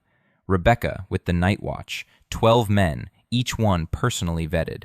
Friedrich, Kurt, Heinrich, Thomas, and in the doorway, quietly, Liliana and Sorcha. Both stood with their heads held high, Liliana in a simple, unadorned dress, her back straight, her eyes calm. Sorcha wore a hunting jacket with a bow slung across her back. Her red hair was pulled back into a ponytail. Her face was determined. For the first time, both stood beside their husband of their own free will. Both knew why they had come. Nathan looked at them. 10 months ago, Liliana wouldn't have dared to look him in the eye. Sorcha had slept with a knife under her pillow, and now they were standing behind him. Not behind Caden the Tyrant, behind Nathan, the man who had apologized and proven himself through his actions, who had listened when they spoke and remained silent when he needed to be silent, who had stepped aside in the hallway and asked for nothing in return. Nathan turned toward the door. He opened it. He entered. The throne room was brightly lit, hundreds of candles, torches on the walls. 200 people stood on either side, armed. Nathan walked down the center of the hall, alone. His footsteps echoed in the silence. Everyone was looking at him. Lindgren sat on the throne, and his expression changed when he saw the king. Not fear, irritation, like a man bothered by a fly. He had expected Caden to arrive with an army, or not to come at all, but he had come alone, wearing a jacket and carrying a knife. Lindgren smirked. "Is that all you've got?" he asked. Nathan stopped 10 paces from the throne. He looked around the hall, calmly, assessingly, taking stock. Crossbowmen on the balcony, 6 of them, 3 on the left, 3 on the right. Their position was good, but their fields of fire left a blind spot by the right column. Guards at the doors, 12 of them, swords drawn. 200 garrison soldiers, standing at attention, but not exactly eager to fight. Many of them had seen what the king had done over the past few months. They'd heard from those who'd served in Einholt. They were standing here because Witter had ordered them to, not because they wanted to. Gregor from the guild stood by the wall with 5 hunters, neutral, waiting to see who would win. Nathan looked at Lindgren, looked him in the eyes, and said calmly, almost affectionately, "That's enough." The lights in the hall went out, all at once. Every torch, every candle. It was the signal. Rebecca and 2 of the night watchmen pulled the torches from their hooks simultaneously from 3 sides. Darkness swept over the hall like water. Panic, screams, the clang of weapons. In the darkness, Nathan's men moved, not blindly. They'd trained for this, 3 nights in a row before the operation, fighting in the dark. Nathan knew the location of every column and every exit, 52 steps from the door to the throne. He'd counted them every time he walked through the castle. The crossbowmen on the balcony were firing blindly. The bolts embedded themselves in the walls and ceiling. Hazel and the hunters worked silently. Mana allowed them to sense the living in the darkness. The 3 crossbowmen on the left were disarmed in 15 seconds, the 3 on the right in 20. Oswald and the knights were blocking the doors. No one would get out. No one would get in. Friedrich and Kurt lit the torches 30 seconds after the start. The light returned. The hall looked different. The crossbowmen on the balcony lay bound. The doors were blocked by Oswald's knights. Lindgren's men stood with their swords raised, but Nathan's men surrounded each of them. The 200-strong garrison didn't move, not a single one. They stood and watched. Some lowered their weapons. Some retreated toward the walls. They didn't want to fight for the chancellor. They were waiting for a reason not to fight. And Nathan gave them that reason. Gregor from the guild watched what was happening with wide eyes. His neutrality suddenly turned out to be the right decision. 7 minutes, from start to finish. 7 minutes. Lindgren sat on the throne. His hands rested on the armrests. His face was pale, but calm. He was a professional to the very end. He didn't shout. He didn't beg. He didn't try to run. He looked at Nathan, and in his eyes, Nathan saw not fear, but calculation. Even now, even in defeat, he was weighing his options. Nathan approached. He stopped in front of the throne. Then he did what no one expected. He didn't stand over the chancellor. He didn't look down on him. He crouched down in front of him, like a sergeant facing a detainee, their eyes level. The hall fell silent. 400 people watched the king crouching before the man who had just tried to overthrow him. Nathan spoke quietly so that only Lindgren could hear. He said he knew everything, about the poison, about the money, about Ostrom, about the middlemen. Lindgren listened, his expression unchanging. Then Nathan said what he'd come for. He said, "Tell me about the boy you've been breaking for 12 years. Lindgren's expression changed. For the first time, the mask cracked. Not fear, not anger, surprise. He hadn't expected this. He'd expected accusations of treason, of theft, of attempted murder. But not this. Not a question about the boy. Lindgren was silent for 10 seconds. Then he smiled, wearily, tired, like a man who had finally lifted a heavy burden. He answered, quietly, that Caden was raw material, that good material can be made into a good king, or it can be used as a pretext for a change in power. That he chose the latter because Waldheim didn't need this boy. It needed a different reign. His reign. Nathan listened. His face was impassive. Inside, that same cold military rage burned, but he didn't let it show. He asked who had ordered Caden's mother's elimination. Lindgren replied, he did. His mother was the only anchor holding the boy steady. Without her, he began to drown. Nathan asked where the tincture came from. Lindgren replied, an alchemist from Ostrom, a special formula. It destroys emotional control. It intensifies aggression. It suppresses empathy. With prolonged use, it turns a person into what Caden had become. Nathan stood up, slowly. He looked down at Lindgren. Then he turned toward the hall. He spoke loudly, so that all 400 people could hear him. He said that Chancellor Lindgren was accused of treason, of embezzling the treasury, of financing the enemy, of poisoning the king, and of having, over the course of 12 years, deliberately destroyed the mind and soul of the heir to the throne in order to create a tyrant who would be easy to overthrow. Silence. Absolute silence. The 400 people held their breath. Nathan continued. He said that Caden Wolfhart had committed terrible acts. He had executed an innocent man. He had burned a village to the ground. He had humiliated those around him. It had happened. It could not be erased. But Caden wasn't born a monster. He was made into one. The man sitting on that throne broke a child and built from the ruins whatever suited him. Nathan looked at Lindgren. The chancellor sat in silence. The mask had been removed for good. Beneath it was the empty, weary face of an old man who had played the long game and lost. Nathan nodded to Oswald. The knights lifted Lindgren from the throne, calmly, without roughness. Nathan didn't want a spectacle. He didn't want humiliation. Lindgren was an enemy, but he was the first link, not the last. Somewhere behind him stood those who open the gates, those who play an even longer game. Lindgren was led away. Nathan stood before the throne. He didn't sit down. He didn't want to. A throne is just a chair. Power isn't in the chair. Power is in the people standing behind you. He turned toward the doors. Liliana and Sorcha were standing nearby. Liliana was looking at him, and in her eyes was something he hadn't seen before. Not cautious interest, not polite distance. Warmth.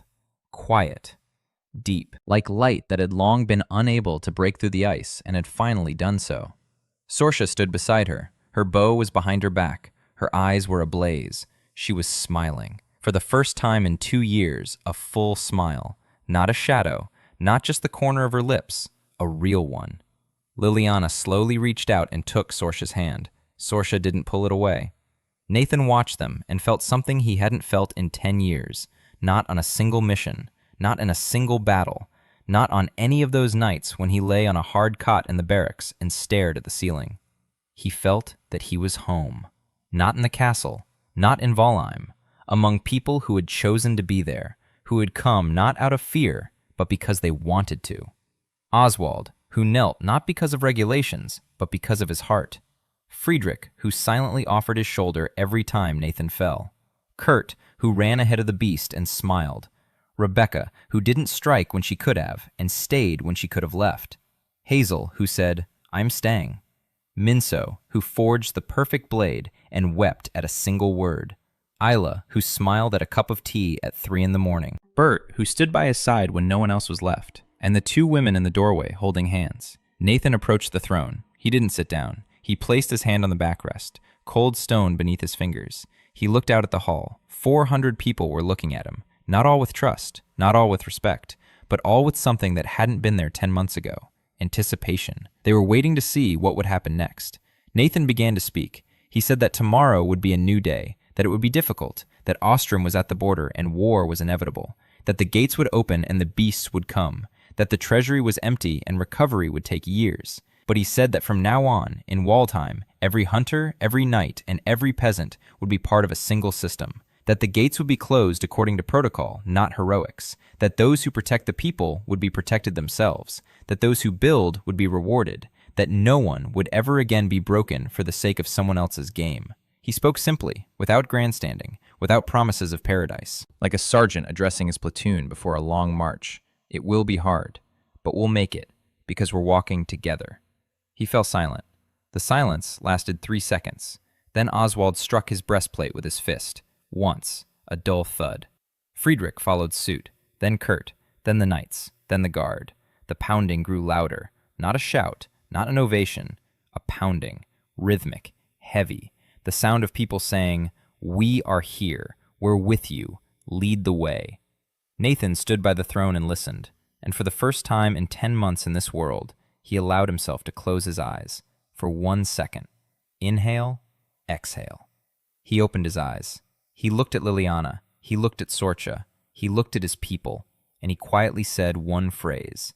He said, "Thank you." His voice was steady, his hands didn't tremble, his back was straight, but his eyes were alive, warm, the eyes of a man who had fought for 10 years and for the first time found something worth living for. Beyond the doors of the throne room, dawn was breaking, the first dawn of the new wall time.